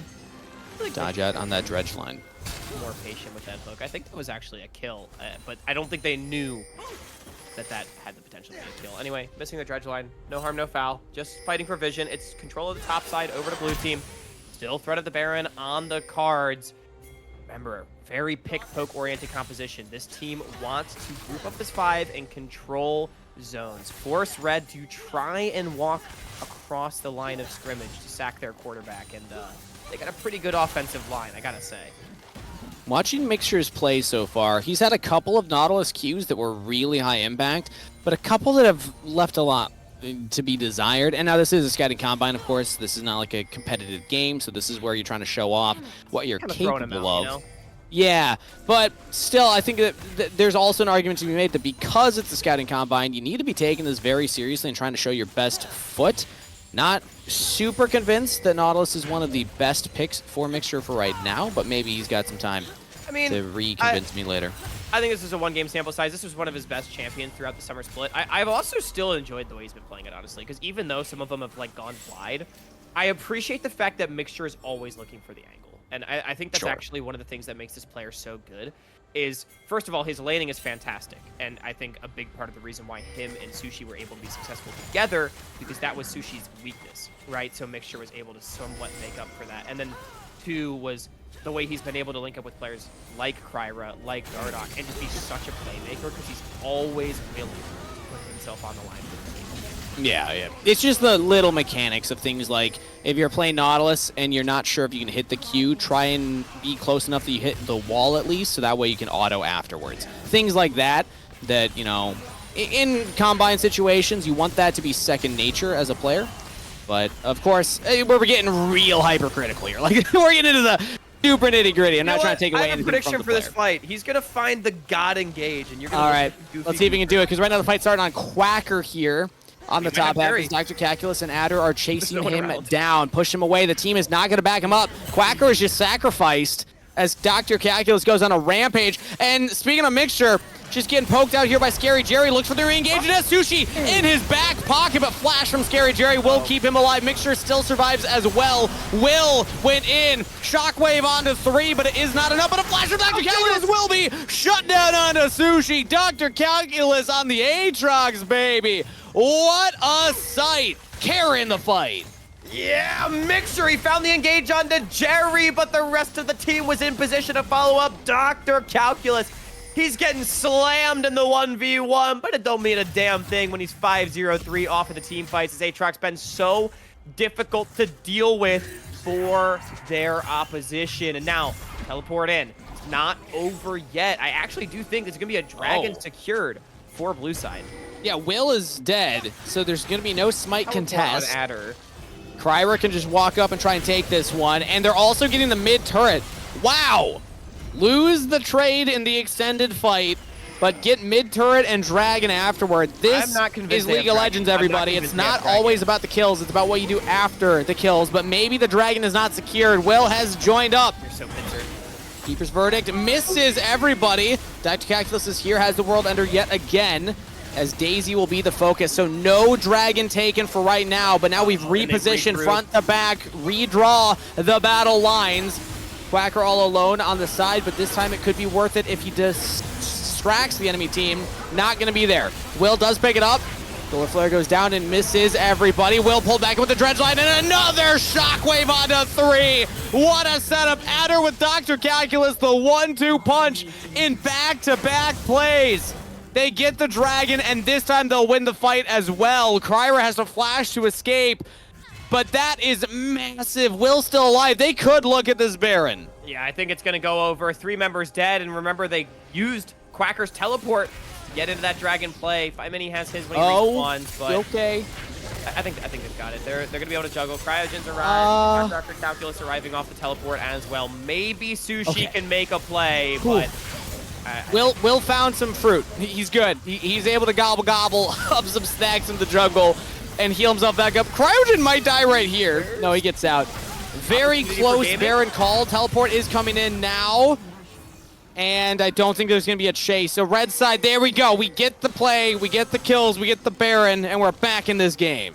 Yeah, and I've got to say, I mean, you know, that was sort of the fight that blue team was looking for. They're able to redraw the battle lines after being in a dangerous position, but they kind of just don't do damage. Sushi still yet to hit 3 items.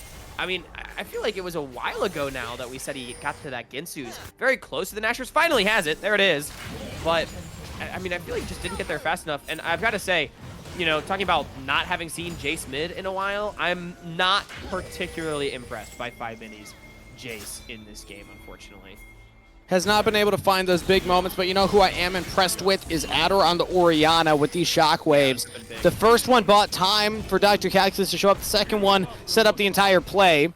Is now speaking of the next play onto Quacker here. He has to run away. The Baron siege will begin.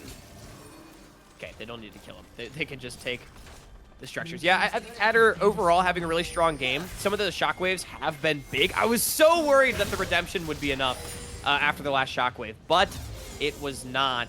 And I think the bigger thing is Adder has not really needed to be a damage carry because Calculus is just one unit in this game. His team fights, it feels like. He is a one-man army. Cryogen. Yeah. Ooh, nice little W snipe onto Adder right there. Void Seeker will start to poke as another dredge line buffered by Scary Jerry. Dredge line. Russell died onto the back line, but Adder gets out of there. So, ooh, these Void Seeker poke is landing, but it's not like a pure AP build where it's doing that much damage. So it's not really making a huge difference. So they were able to swap, though. 5Mini was mid with Quacker bottom. They've changed up the assignment, so now they've got the double poke to help deny the siege, but the rest of the team is here. Ooh, what a Keeper's Verdict. Knocking away 5Mini. And now they try and engage here onto the rest of the members, but Mixture's able to get out of there. But they will take the turret. That is 2 turrets falling with the Baron taken. That's a pretty successful and relatively early Baron play. Remember, it was around like 23, or I think 25, 26 minutes when they picked it up. Solar Flare from Cryogen trying to survive as Quacker will attempt to chase him down. Got to be careful running into the Fog of War, so they will call it off. They're losing too. That's just like is a pet peeve of mine. It's like nails on a chalkboard. All the minions dying under the tier 2. So much gold and experience that they're not going to have access to anymore, and the game just continuing to go Red Side's way. You don't hear like the coin sound when a minion dies to turret, right? No, you don't. Only when someone farms it. Could you imagine if minions had like death noises? You know, why don't they actually? Now that I think about it. Yeah, like you just get a little like a cartoonish like ah. You think Will has a death noise? Oh, never mind. We won't have to hear it anyway. He's got the team behind him. And now they're turning the play onto Quacker instead. Gonna try and run away. And everyone is alive for right now. That was a big shock blast from Phi Mini, but not gonna be enough. Steve, what sound do you think a minion dies? What? No, it's gonna be higher pitched than that. It's gonna be like a that was like Koi Waluigi. yeah, a little bit. I got the mustache, you know, I gotta lead into it. Dude, have you ever done Waluigi for like Halloween or anything? I haven't. There's a lot of ones I could do, but we'll get back to those when there's nothing else to talk about. Right now, we're fighting. Redemption will come down. Daisy called it down. Keeper's Verdict thrown, but not actually used the second time. Another Shockwave onto 3, and it is a trade of supports, but these Shockwaves are lethal, man. Adder just keeps finding grouped up members, throwing them out at highly opportune times. And now they can just peel back, and this is their Dragon Soul. This should be their fight. Sushi has no summoner spells available. Yeah, I think I think this is gone. There's no way to contest this. Man, good guy Cryogen throwing himself to the wolves so that his boy Adder can cover flip right there. Another massive shockwave coming out. The ball was not on Cryogen when he sent it in there. But Adder, heads up play, was able to get it on top of him. Yeah, I mean, we've had, what, 3 in a row now from Adder? Just multi-champ shockwaves that completely turn plays, turn fights, turn moments in this Combine. And I think that Phi Mini, Game 1 was definitely theirs. Game 2 definitely feels like it's Adder's. And it feels like it's Dr. Calculus's as well. I mean, clearly 6-0 and 6 on the Aatrox. He's been playing cleanup in a lot of these fights, but also just been a menace in a lot of these fights. Everything is used to take out Cryogen, to take out Will, and then suddenly Aatrox is like, well, there's a third frontliner here. I know I'm only a bruiser, but I'm still a problem. And so far, there has not been a solution from Blue Side. I mean, this is what had Dr. Calculus stand out to us on the Ducky Getters, was his versatility across all stages of the game. You know, he was one of the best laning top laners we had in Tier 3. I do think he struggled a little bit this game against Quacker, but he never really fell behind. He just was kind of losing pressure. But then he also plays on sideways very intelligently, and what we've seen on display, specifically this game, has been his team fighting. Absolutely electric. I think well above the level that is generally expected of a lot of top laners in Tier 3. And I mean, a big part of the reason why I thought Calculus was absolutely robbed as not being our first team all Tier 3 top laner for his performance in the summer split, but I mean, in the Combine, continuing to make his presence felt. I know he's had good games throughout other portions of this Combine as well, which is really great to see, because this was a player, Steve, that had a lot of collegiate experience, and we knew his name from that, but oftentimes, like, upper mid-tier collegiate experience has not exactly translated to Tier 3/semi-pro in the past. And for Calculus, it has not just translated. He has been one of the best we've had in a long time at this level of play. Happy to see, especially with how Game 1 went, that Dr. Calculus has had this bounce back here in Game number 2.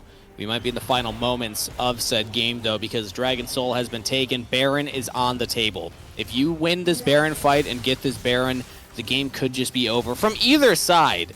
But you have to be favoring the team that's 2k gold in the lead with that Dragon Soul at this point in time. They have been finding so many plays go their way in a row. And we're so far away from that 2v2, where it felt like in the lane things were going well for the blue side. I think that's maybe where some of their strength are shown in this Combine, but in terms of teamfight execution, Red has been stepping it up.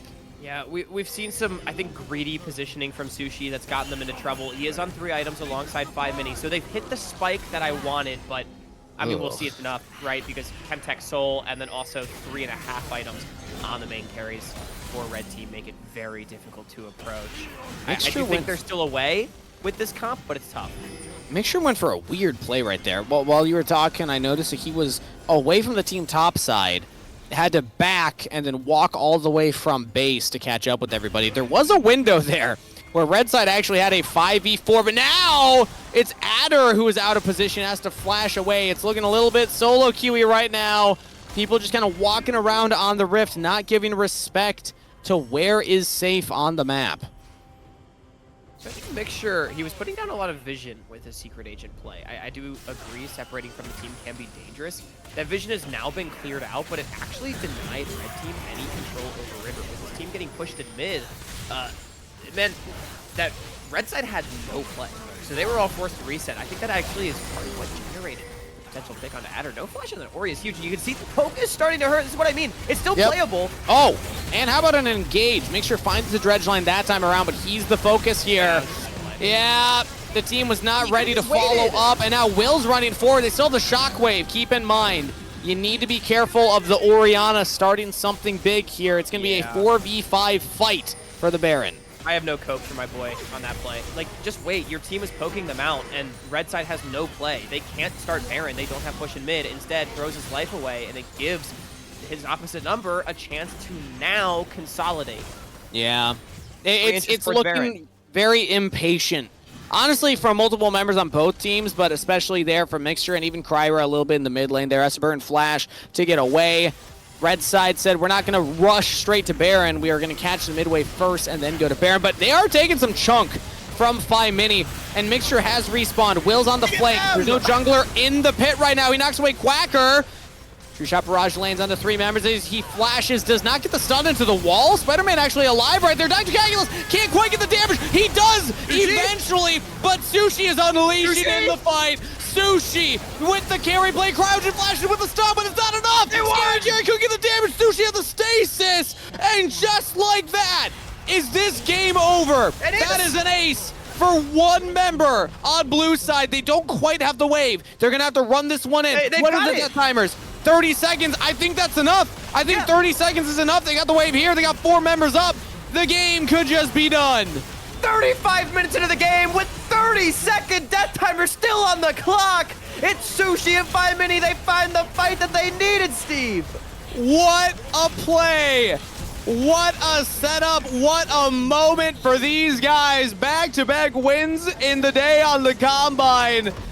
And that looks like that game was toasted. It was a 4v5 setup because Mixture was dead, but they still find the moment. That shock blast on Baron, I think, caused panic on Red Side. Phi Mini just chunks out everyone, and then they're like, well, we can't go for Baron. We have to go for the fight afterwards. Will finds a nice flank, knocks Quacker out, but it just wasn't enough. Sushi stepped up to the plate. And that's why we've been hyped, because I think Sushi's play is so raw. He makes mistakes, right? Yeah. But you can see that this kid has got hands. I also want to give credit to Phi Mini. They executed the kite. Both of the carries were able to stay alive for the first time, seemingly all game. That is massive. Wow. Terry, you can see he did the most damage, and it still didn't mean a damn thing. Once Calculus got shut down, they sort of lost their gas in the tank. You talked about lack of damage. You know, Ori and Ezreal, they do a lot. Make no mistake. But they have to be able to get onto the right targets, right? They're not going to be able to burn through whoever is presented to them. And, I mean, the poke finally coming online. You could hear me shouting, stop running at them for the blue team. Because if they just sat there and poked, they would win. Quacker finally hit the brakes, turned around, started running away. And it was the bait of the century able to set up his team to do it. Speaking of Quacker, second most damage in the game, only 600 damage behind Scary Jerry on the Udyr. And he was like 4-4-6, not even like popping off or anything. That's insane. That champion's just nutty right now. But yeah, that's cool. I mean, I think it's awesome that blue side has had 2 different carries step up to the plate. Game number 1, Phi Mini. Game number 2 here, Sushi doing a lot. Both times, I think Mixture is setting them up for that success. Kryra setting them up for that success. Quacker setting them up for that success. Now we'll see what happens in our final game of the day for the Combine. Thanks for sticking with us, everybody, again, for supporting the Combine and supporting scouting. You're going to learn the names of the players making their way up through North American League of Legends before anybody else. So shout out to you. We're going to send it to a short break before we're back with our third and final game of the day.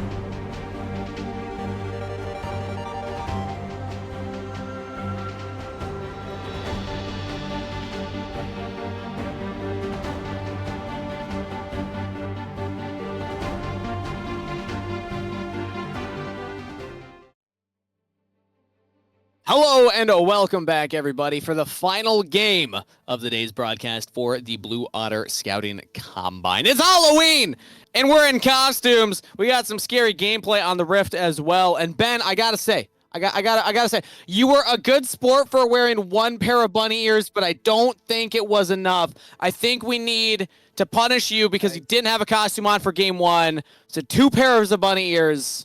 Now I think we're good. Now I think we're even. We needed to balance it out. Chimera. Yeah, that's fine. Yeah. I'm not the only I'm not the only furry in this game too. You got Nidalee locked in.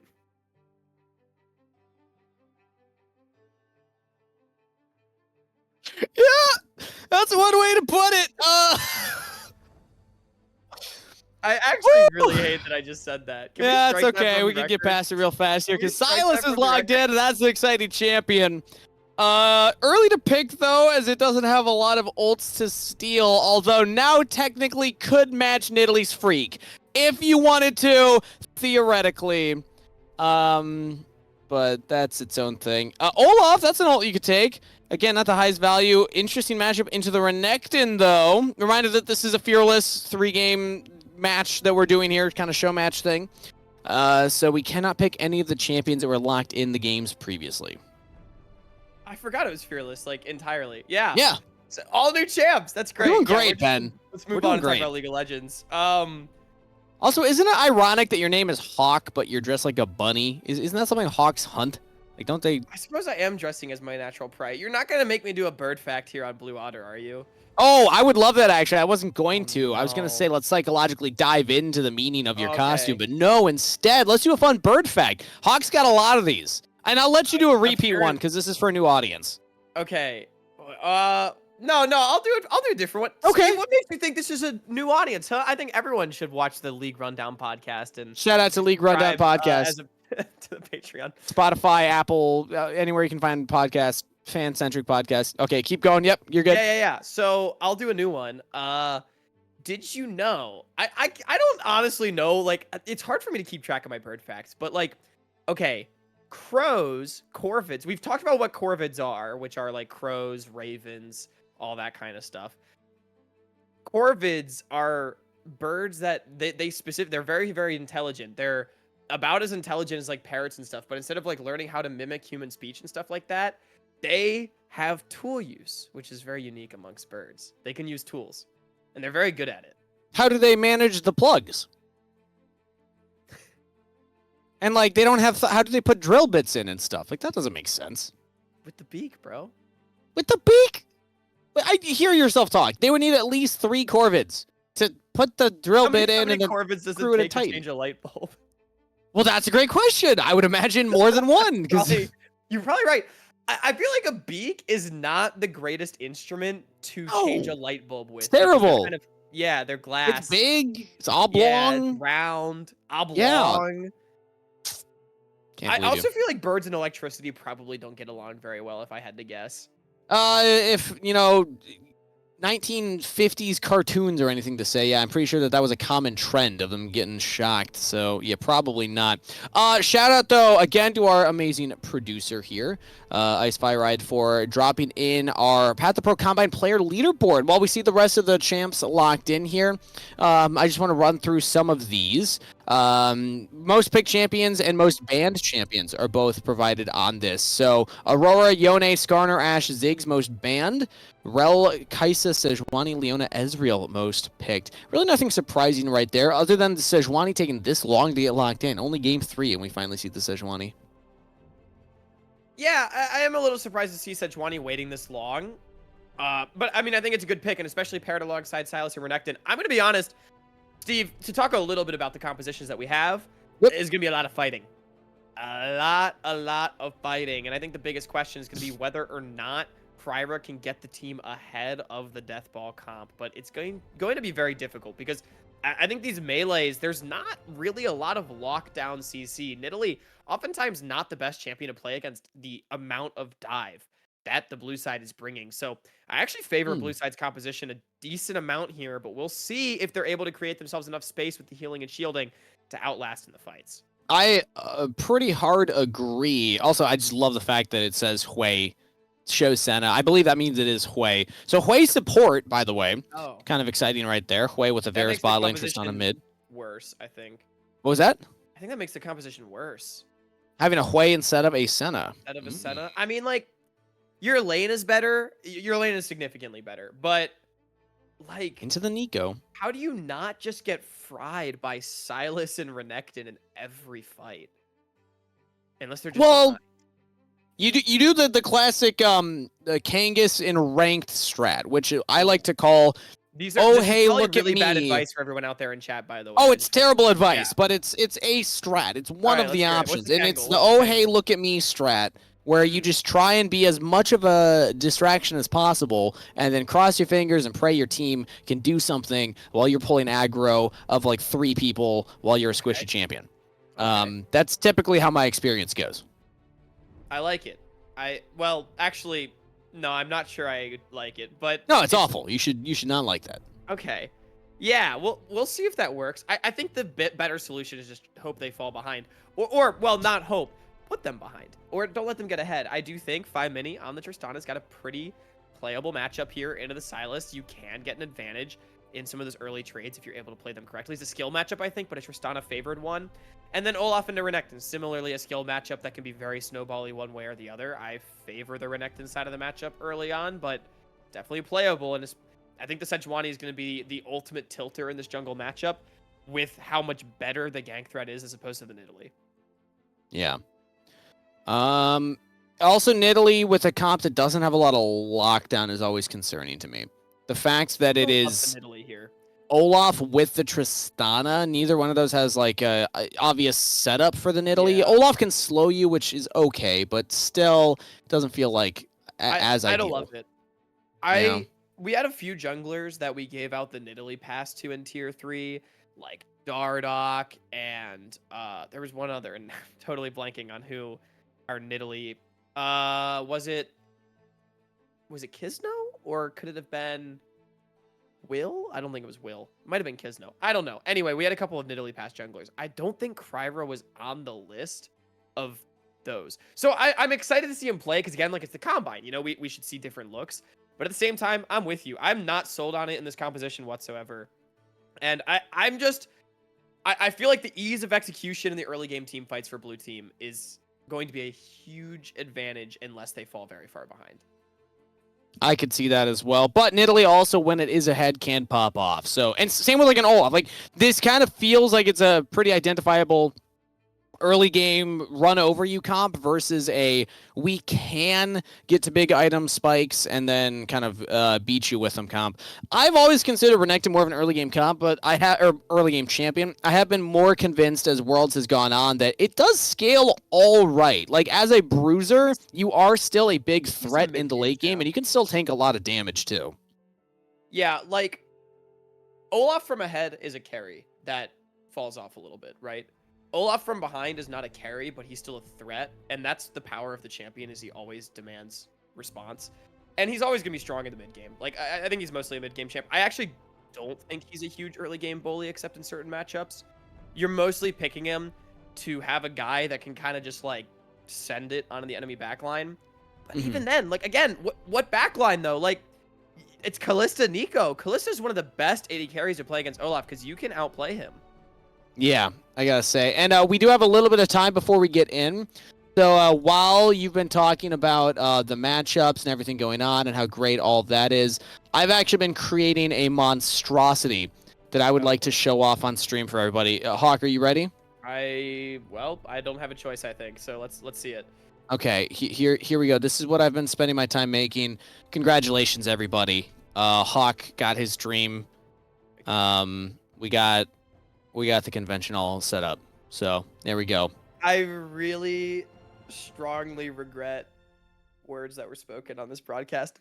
This is art, personally. I think this is great, actually. I couldn't size it to the full screen. Actually, I can make it full screen here. Again, we're just wasting time right now, right? Yeah. We're just kind of filling until we get into the game. I will say, I think shout out Manny, but I think Manny would look a little bit better if Oh!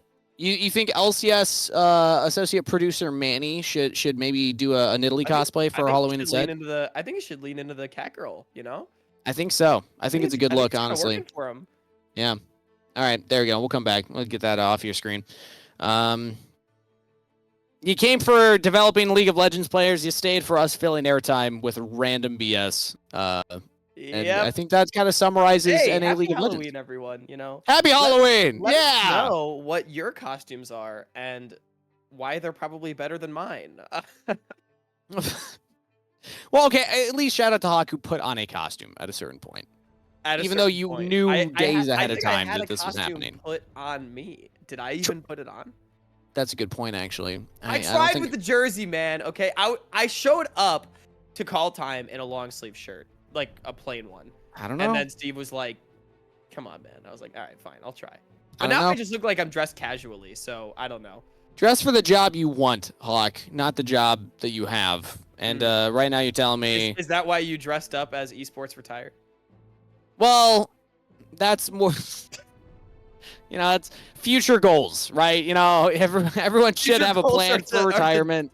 You know, be putting away into your 401k, everybody. If you don't have one, I know it's scary. It's worth the investment. Gotta have a plan. Should we talk, you know, to fill time, we could just talk about the terrifying slow march of time that we all find ourselves in? I don't want to do that. No, not even a little bit. What we could do is instead, I turned 29, man. I got 1 year left in my 20s.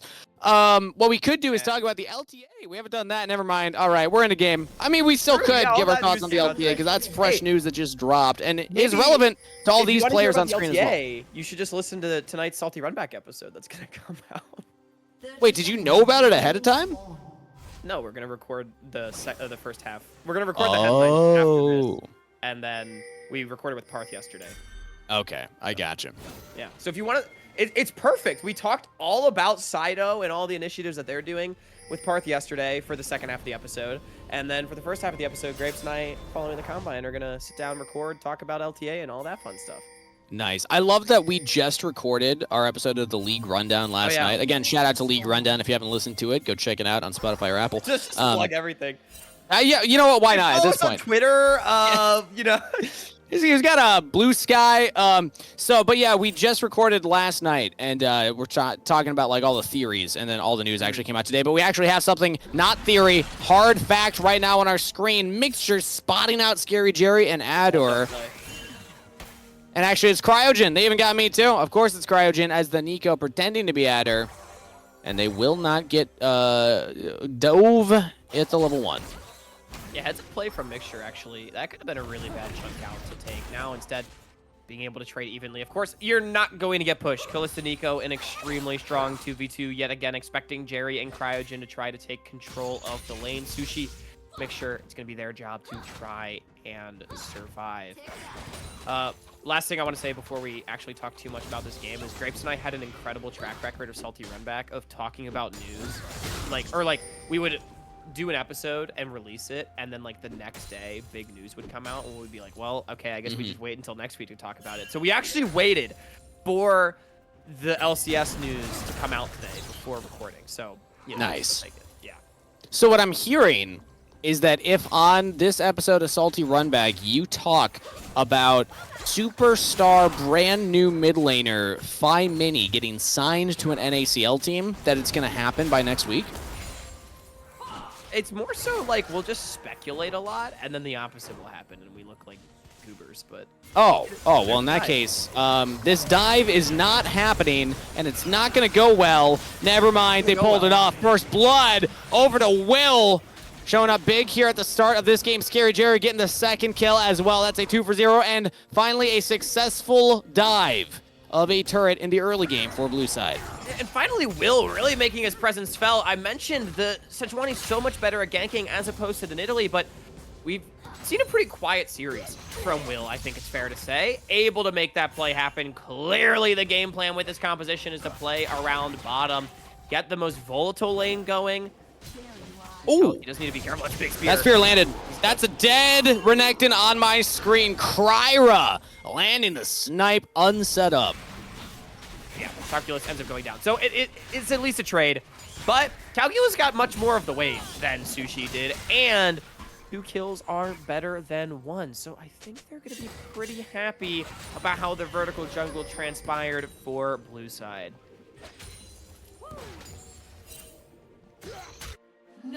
as we catch up here on the repercussions of what's happening. Scary Jerry with a serrated Dirk purchased early on, so lethality Callista. I haven't seen this in quite a while, actually.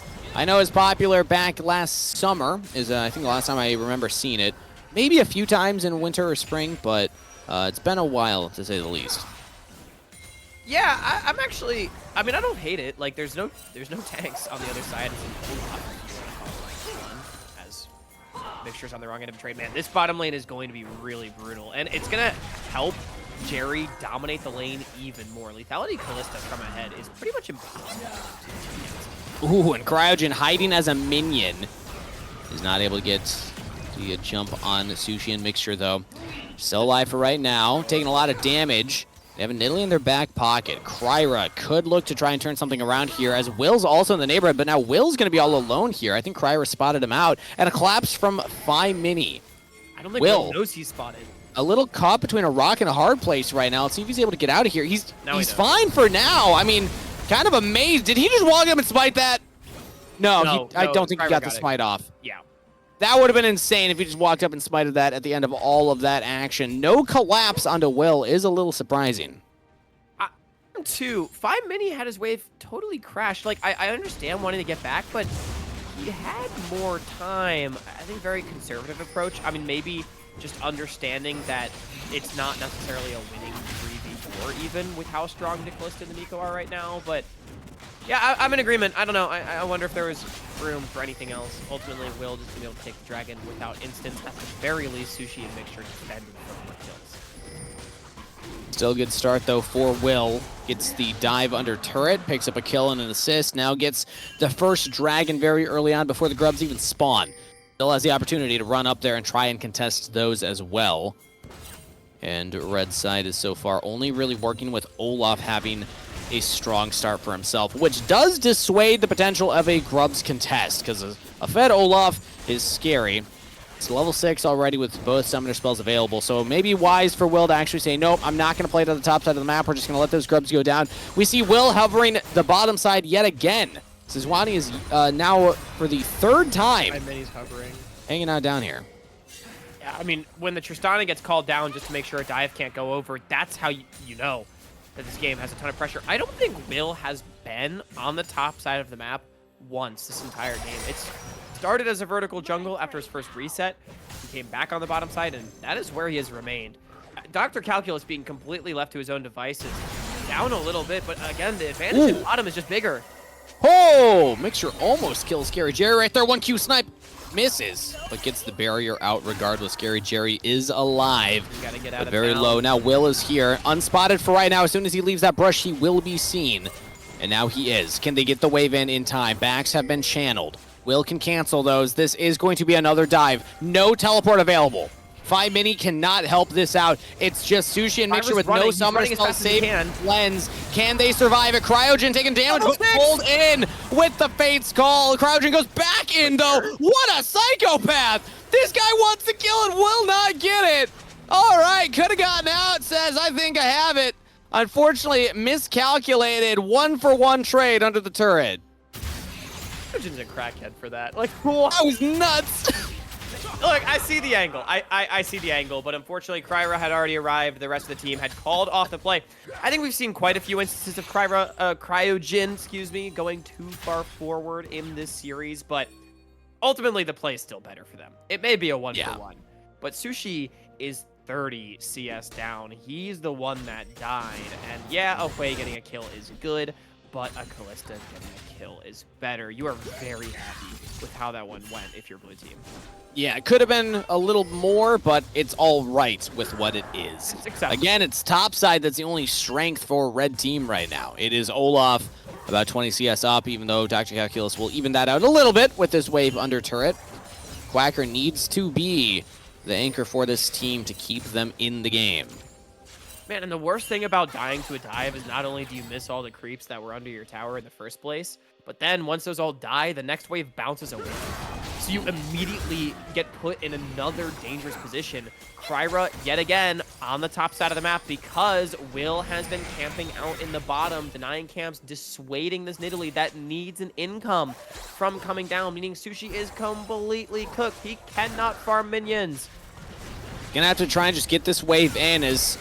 Oh, that is a ult for ult trade. Sushi throws out the Chain of Corruption. That's flash out of Kryra as well. Mixture almost had the damage on top of him. So, nice answer from Sushi and Mixture, all things considered. The wave's in a rough spot still, but if they can get this in, there's no jungler nearby. Will cannot stop them. And is that a Q-snipe? It is! Cryogen dies! Oh, the lethality. Varus, that had to have been a Scorch kill, right? Yeah. Oh, that's huge. Sushi needed that, man. And I think just a situation where Cryogen, like, I see the angle. You want to try to bully them off, but as soon as Nico ult goes out, you lose your threat. You are committed, right? And like Cryogen arguably just blowing his load a little bit too early, gets in there and just gets blown up, unfortunately. And a good snipe from Sushi. That is a like, it's not game breaking, but it helps out his game state so much. Yeah, I mean, also the blind Q at the end of the day. Like, if you're Cryogen, I understand why you're going for the reset where you were. I don't even necessarily hold it against him. That was Sushi. I was checking the minimap. I don't think there's any vision. But now mid lane here, Will. Actually, no, that's Cryogen pretending to be Will. I will not be baited again. I see the little orange outline here. So that is multiple members hanging out around the top side of the map. That's Glacial Prison flashed by Kryra, but that is the Nidalee flash down now as we've gone for a lane swap. Varus is the top side of the map. Sushi's here, but still has not completed an item. Meanwhile, Scary Jerry has that completed item, much stronger. Swap getting matched really well by blue team. It was red side trying to get out of the bad situation. Despite Sushi getting a kill, he still can't win the lane.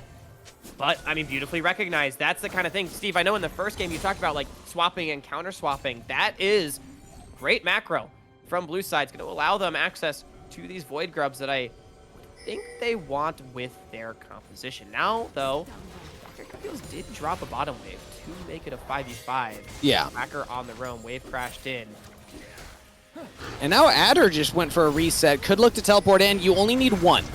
Will just needs to try and fight this fully, but on the side of Kryra, you just need to smite one away and you're happy. You get the 4 grubs, but teleport came in from Ador. Quacker now in trouble, has to pop the Ragnarok, but now he has no escape. He's got to just fight through it all, and he is doing damage! Mixture with a kill onto Ador. Quacker survives, Ghost and Flash used, but that is well worth it, and now maybe we kill Will. Sushi throughout the Chain of Corruption, Will taking a lot of damage, but is alive for right now, has the Flash. Blast cone available, gets out to safety. Now Cryogen trying to look for something on the tail end, but there's just no team around him. Everyone said, nope, give up on the play. We lost our mid laner. It's not worth it. That is going to be 6 grubs to red team. What just happened? That was 4v5. Quacker, I swore he was inting, and then all of a sudden it was a 1-for-0, and red team won, and they get 6 grubs? Are you kidding me? That is highway robbery. Yeah, I don't know what to tell you on that one. I think that it was just maybe, I wish we had replays to take a look. Maybe there just wasn't enough focus on Quacker, because the only people I saw hitting Quacker were Dr. Calculus and Will. There's a chance that they just didn't have the damage to kill the Olaf. They needed Scary Jerry or Ador as well, and those members were looking at somebody else. So that was like Mixture got a full combo onto Adder, which actually does a lot of damage. It's way 2-1 now, but like still, I just don't know how you let that happen. Will with the Glacial Prison still up and everything. Like, why are we not just sending it there? I'm baffled. Yeah, at the end of the day, it is still a Combine. This is not a regular series or season game.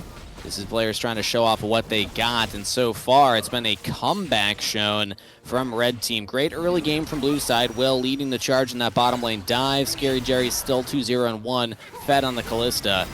But that play brought red team back into it, and you got to give props where it's due. I think Quacker surviving for as long as he did, and Mixture getting that damage that he needed to get down are 2 big reasons why they were able to win that.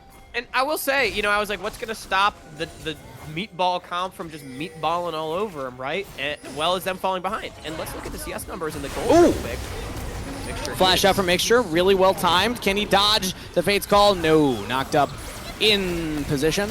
As the rest of the team is now trying to back up, make sure, and we still just are damaging. Okay, there we go. Finally goes down. Another situation. Interesting to see his health bar go down as slowly as it did. But either way, they do find the pick.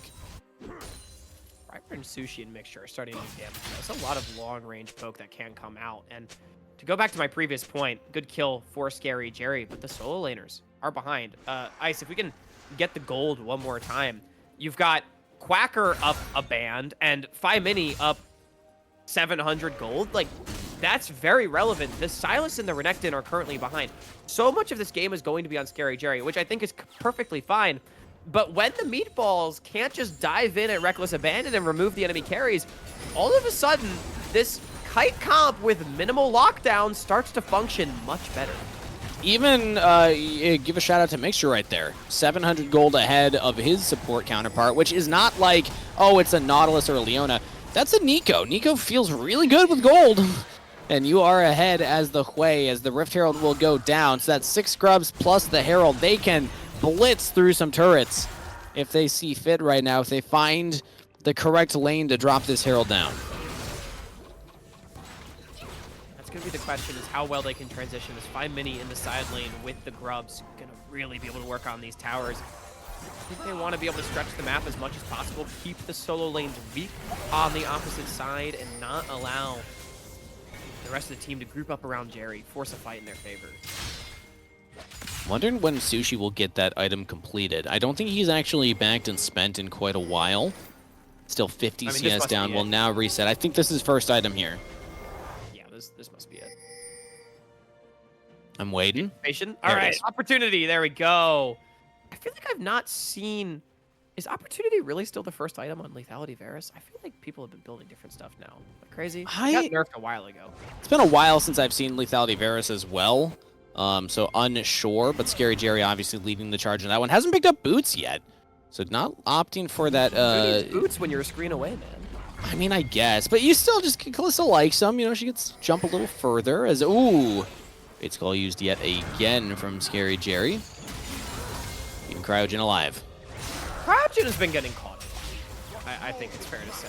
And you like to see the Fate's Call used a little bit more offensively. What you know, you don't necessarily have to be throwing yourself in, but off of an offensive play, right? You want to be choosing to use the Fate's Call, choosing those moments and when you step very far forward. And I feel like that has not happened in a little while.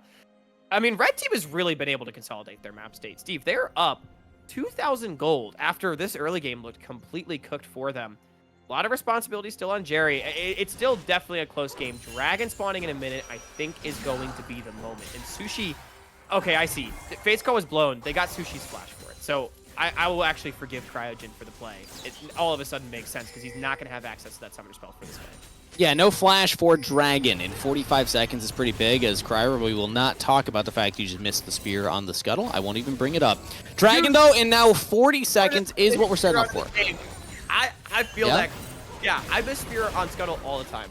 Oh, I wasn't even going to bring it up, but that's kind of rude that you just did. Either way, Dragon is what we're setting up for, as Red side currently controls the access point for it. There's one teleport flanking ward available for blue team, though, and they have 2 teleports available, plus 2 champions that love to teleport flank. So red side's got to be very careful here if they want to approach this drag.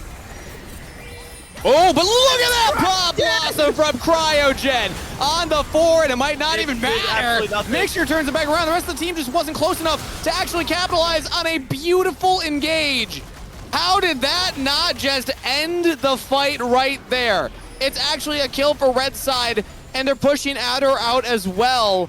Oh, you can't ask for a much better engage than that. I don't think I have ever seen something like the play that I just witnessed as Cryogen finds the God engage. They didn't count their minions. 3-man Pop Blossom. And then nobody died and Quacker just ran over. Like, I've never seen that before.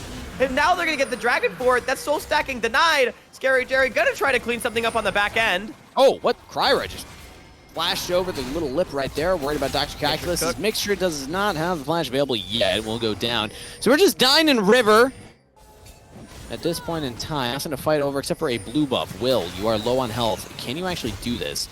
as Adder there to play goalie for him, so he's feeling confident enough to lifesteal off of this, and Boost Smite on Kryra means that yes, it is blue buff picked up for Will. And good on them to realize that they can still get something back despite their support being down. That was a lot of the cooldowns burned, health bars chunked out, and Jerry, the strongest member, is still in the fight. So, able to walk forward. I think actually trading up in gold on the play, or about evenly in gold maybe on the play, but Dragon, of course, going the way of red team, still letting them come out that little bit advantageously. Steve, this is the third game in a row, kind of getting to the 20-ish minute mark. There's a team that is ahead, but not overwhelmingly so. These early games have been contested. Can Quacker chase this down? Ragnarok's available. 2 turret shots means that No is not willing to actually full commit under that turret. It is very dangerous when Dominus is still available. But yeah, to your point, it is 2 games in a row now. It's not a mountainous lead. Game 1, I think, actually started to snowball really hard around this point, though. It was around this point. It was a little bit around earlier, this point. Yeah. But still, like, not super early into the game when that happened. If you're wondering, by the way, why Quacker did not go for the dive on a Dr. Calculus, I think if he had more mana, he would have sent it. But if you Ragnarok, all of a sudden, you can't cast Q and W anymore with mana, and that's a problem for the Olaf. So, see Dr. Calculus surviving for that moment in time. But interesting to see the build here from Quacker as well. Very efficient gold economy build. You get your 1 Ravenous Hydra, and then you go straight for the Zeke's Convergence. Very cheap item, still very effective for you. You're going to be slowing everyone around you while you're ulting in. Can you catch up to Dr. Calculus here, who's hitting the turret, though? I think this is down, yeah. Dr. Calculus gets the turret. Good gold injection into the Renekton. Yeah, I really like this build for the Olaf. I first saw this crop up a few months ago, and it's pretty smart. Like you mentioned, you know, Zeke's is a pretty cheap item. It also just makes you virtually unkiteable. And AoE slow removes some of the burden of execution from Olaf of needing to hit those undertows. You can afford to just wail on somebody while they're getting slowed down and not take time to chase after axes and all that kind of stuff. Whereas the Ravenous Hydra is just a good damage item to complement what is otherwise a tank item, as Mixture is dead. Yeah, he wasn't on our screen for very long, so you'll have to forgive our missing the start of that one, but we saw the end. He's dead. No flash available either, so we'll have to be more cautious as the game goes on. Thankfully, there's nothing to take, so it's not like that impactful of a death, of a kill, but it's more gold on the Scary Jerry, who now is going to go for a reset. Has the boots completed, 2 items completed. Let's see what he picks up. Caulfield's Warhammer, so on his way to that 3rd item as Dragon's up in 1:45. Jerry is going to be a huge menace at that fight with no flash on Mixture. Going to be very vulnerable. Our supports are really contributing, like true supports, to the game Death Fund, as they account for about 2/3 of the deaths in this game. Very beautiful stuff. Wow, that's 7 out of 11. Yeah. Yeah. Support. Well, gaming. at least they both participated in 4. Steve, they're taking some of your solo queue advice. Exactly. Hey, look at me. I'm going to distract them. People that are better than me at the game, please win. Although I don't think that the last part really applies to them. That's just like a personal thing. I'm sure the Cryogen and Mixture more than able to carry their own weight here in this lobby, as we've seen some great engages from both so far. Now it's on the AP Squishy Champions. Now it's Fine Mini getting dove on this top turret. Has a flash available, Buster Shot available, everything available, but he tries to jump away back into Scary Jerry. Thought he had the way out, but he bought enough time to trade a kill. Adder goes down as he got Buster Shot back onto the turret, and the rest of the team is just pushing in the mid wave. 4 members from red side. Dr. Calculus cannot do anything, but watch as 2 turrets in a row will fall down. A huge play for red side. They feel pressure to start the Baron, though. I think might be the call. No, okay, never mind. There's no way. Jerry's just on top. They're going to take the top lane tier 1. Oh, that's not very good for blue side, though. And now, is there a collapse to be had? They keep teasing me with the prospect of action. I mean, yeah, look at where Will is. He's on the complete wrong side of the map. Yeah, you have Scary Jerry with the wave up there. Cryogen's kind of covering. But we have time. Oh, no. They're actually just going to take the dragon. They say, we see Will. Just delay Will. Go for the dragon. But the answer from blue side is teleport in. What a macro moment right here from both teams. I actually think both of them have a pretty clear goal in mind. But it might just be blue side walking out with a lead here. Getting the turret, getting the gold feels really good. as opposed to just a second dragon for the game. I mean, I don't know if I agree with that, though, because you have to look at the holistic trade. 1 for 1, 2 towers for 2. Dragon's the outlier, right? I think red side is so happy with how this one goes. The dragon is being traded for Baron Vision, which is very good, especially when there's no true tank to face check on red side. But as we've seen, with the amount of poke that they've had, they can contest these mid waves. And I don't think Baron is that overwhelming of a threat going against them. It's now second Mountain Dragon getting picked up. And not only that, the towers that were taken by red side, I think, are more important. Yes, top lane tier 1 and tier 2 is good for blue side from a gold perspective. It helps them control the top side of the map.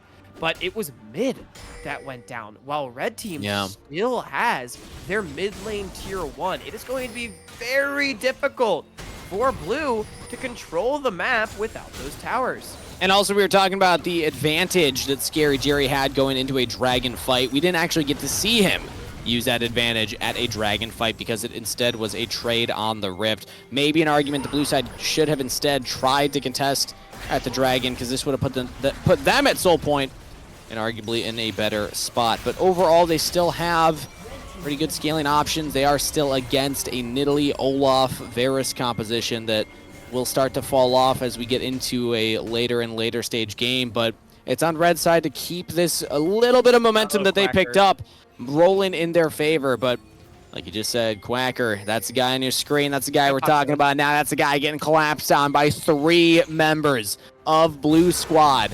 He has Ghost. He's going to pop that now. Ragnarok available, and now he says, I got to fight it out. Got to get onto Scary Jerry. Flash forward, flash response from Scary Jerry. And he's just drain tanking through it all, but the Ren stacks are too much. Shut down to the AD carry. If Quacker ghosted Ragnarok earlier, I wonder if he could have gotten out. Tried to turn it around onto Jerry at the very least.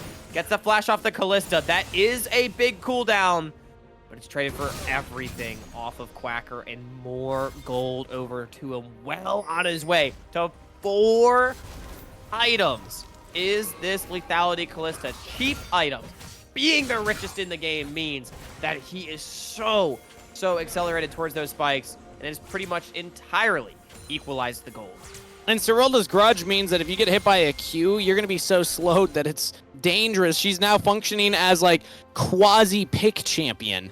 If she's able to find 1 Q on somebody out of position, a mixture of Sushi, a Phi Mini, even Kryra on the Nidalee, you're now going to be followed up by the Sejuani, by this Renekton, by the Silas, and it's going to get that much scarier. So can Scary Jerry do it this time around? We've talked about him a lot in the last 2 games. Has not had the best laning phases. Finally, he wins the laning phase. Finally has a massive gold lead going into a mid-game scenario. So I think Scary Jerry is going to be that player with the pressure of execution going into this late game. Okay, good footwork. And now we're just committing on to him. Adder goes very deep right there. And you're going to wish he hadn't. Cryogen landed the stun, and Adder thought he had the damage, but they just didn't. Sushi didn't even have to use a summoner spell. Yeah, Adder's been struggling on the Silas a little bit, I think. I've not been particularly impressed. I think his best game of the series definitely was the Orianna, where he was able to find multiple shockwaves. I mean, he's really getting beat down from Phi Mini, and that Silas is weak, man. 175 CS at 27 minutes. I mean, granted, a lot of gold and farm has been funneled onto Jerry, who is still by far the richest member in the game, but I mean, he is, he being Adder, the weakest in the game outside of supports by quite a significant margin. That is a rough place to be. But also out of the game is kind of Cryogen here on the Nico. Got counterpicked. The Nico support with the Callista pretty fun, but then that last pick, Hwei, I know you're saying like it makes it arguably weaker, but than the Senna was, or maybe not something that you liked as much as the Senna, but I mean, results-based analysis, it's working for him, and definitely helped them in that laning phase as well. Certainly. I mean, I do think in the lane is the biggest story. I do wonder how much Senna would have changed this dynamic, but Steve, this game has really slowed down. I expected this to be the scrappiest one of the bunch based on the champions that were picked, and yet we're sort of seeing a lot of just hanging out, having a good time. I think that at this point, we're just kind of waiting for objectives to spawn. That's the vibes. Yeah, Dragon. It's game 3. You know, you're trying to give your best final showing for the day. Everyone's probably ready for their Halloween plans. And luckily for us, Dragon is spawning in 20 seconds, so that is where we could see action happen next, or potentially a Baron trade. One downside of Blue's composition is they don't have great Baron shredding capabilities with full lethality Callista. I'd argue the red side has better with their Tristana, and even Olaf, to an extent, can do a lot of damage to a Baron. But no, we are both looking at Dragon right now. Red side with the early setup. Baron? I don't think is really on the table. It's going to be all about these Dragons. It's going to be all about the fight. Will really needs to find a setup. We have not seen it really come out this game. The big Sejuani ults that can change the course of how this one goes. Dr. Calculus also on a great flank. Remember, no flash on Quacker or Jerry. It's down, and Dr. Calculus went a little late. Immediately stunned up, and he might just get sniped down. The poke is too oppressive for the Renekton. He's out of there. Kryra showing his swinging potential on Spider-Man. There's now 5 mini jumping onto Ador here. It's a 5v4 chase down. Cryogen has flash available. Might need to use it. Hextech Rocket Belt away. Fate's Call to save his life. And Scary Jerry will keep his support alive, but that means more cooldowns used as Baron is on the table. Remember, Tristana can burn through this. Maybe there's a world that they want to start it up, but nope, they're going to go for resets instead. Just happy with the pick and the Dragon. Calculus has the teleport to get back in. I don't think there's any reason to throw that advantage away. That was just gained. Inching closer to the soul. I gotta praise Red Side. I want to make sure to highlight the players that are playing well because they understood the assignment. Burn the Dragon, then all kiting out towards the top side. But, Steve, I have to question Blue Team one more time as well. Why are they so afraid to force fights in this game? This is like the 3rd time in which I feel like if they just go, they at least have a chance of winning. But if they don't, they never will. They need to find a way for their carries to get in there. And Dr. Calculus is not the one that should be leading the charge. He should be the one playing goalkeeper on the back end. Force them into your Renekton. But Whittle has just been holding onto the Glacial Prison this entire game. I just cannot agree with this line of play. Well, you know, they were close. Horseshoes and hand grenades and all that. But now we're onto the Baron. So now we're pulling red side into this objective. 5 mini is bottom lane. Has teleport available. And now teleports in. Halfway down on the Baron. Good damage poked onto Dr. Calculus. And there's the Pop Blossom. Only lands on a 1, though. As look at the back line here. Olaf just chasing down Scary Jerry. And he gets him. Quacker just causes chaos in the fight. And everybody on blue side just getting ran over by the man with the big axes. Sushi on a rampage. That's a clean ace. 0 for 5 plus the Baron. Yeah, I mean, that was beautifully played. Quacker able to 1v1 out the richest member in the game. And from that point, it was all a wrap. Red side able to call the bluff and say, we can win this fight. That was so well played, and blue side, they have definitively lost any chance that they may have had in this game. I mean, look, there's always a way back in, but their lead is gone. Yeah, there was a slight moment there where we saw Cryogen flash in with the Pop Blossom. Almost getting that second highlight play.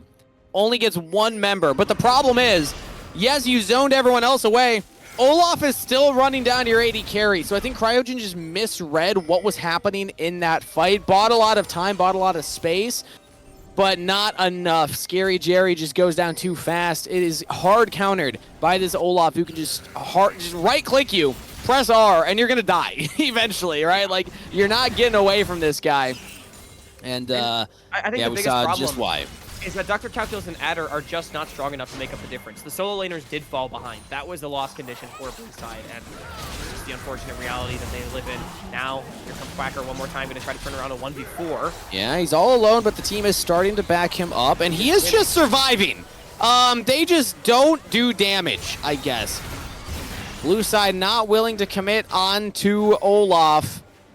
And that means that now at least Ragnarok is used. They didn't burn that much on their own side, but their health bars are quite low, so I don't think that they can look for a contest here. Fate's Call from Scary Jerry just to dodge out on a Q. Maybe didn't know Cryogen's actual health right there. As now Will gets hit, Chain of Corruption goes out. Cryogen at this point very low, and everything's just falling apart here. 5 mini, Rocket jumping in! He wants out of this game, and he wants a 3-0 for this roster on this day at the Combine.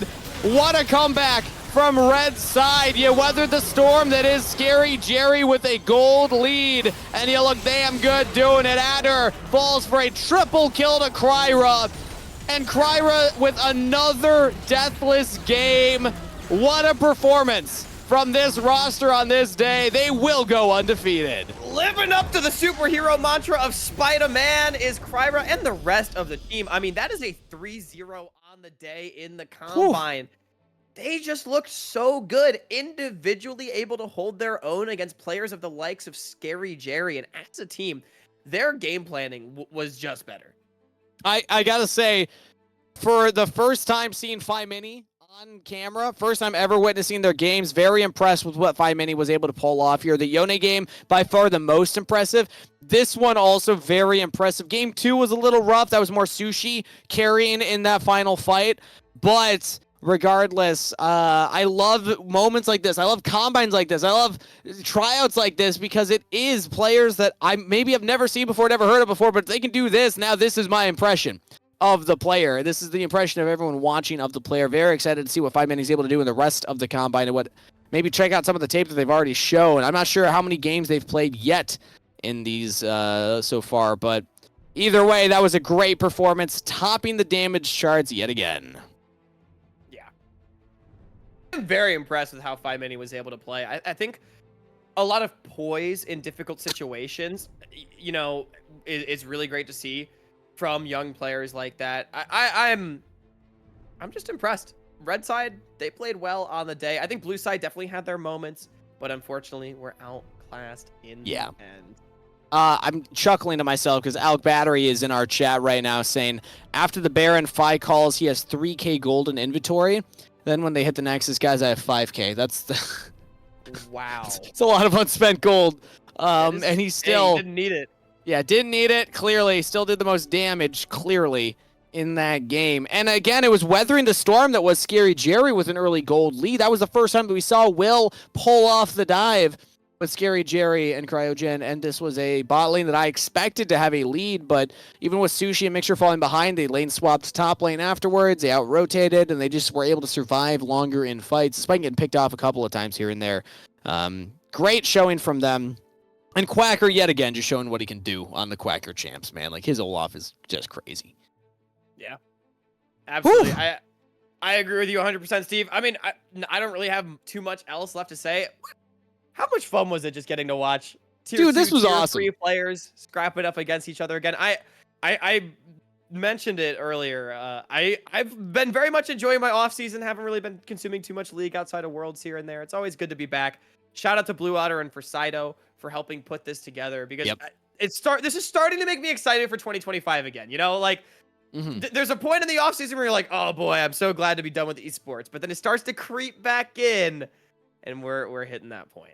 Exactly. Also, shout out to Keel, the coach, for going undefeated. I know he's been tweeting a lot about wanting to get more into coaching. Still looking for a team, I believe. So great track record right here. You know, showing off. You can go undefeated on the day in the Combine as a draft coach. Or, you know, I assume he's also working with the players and VOD reviews and such like that. But cool to see. Awesome to be brought onto the show. Thank you, Blue Otter, for putting this together. Thank you for having us on, me and Hawk. Hawk, thank you for being a good sport and putting on extra bunny ears. I'm going to show it one more time for the road before we close out here. The good old you with your Halloween date. Thank you, everybody. Hope you have a great and safe Halloween. Thank you for supporting developing North American players, and we'll see you tomorrow for the rest of the Combine.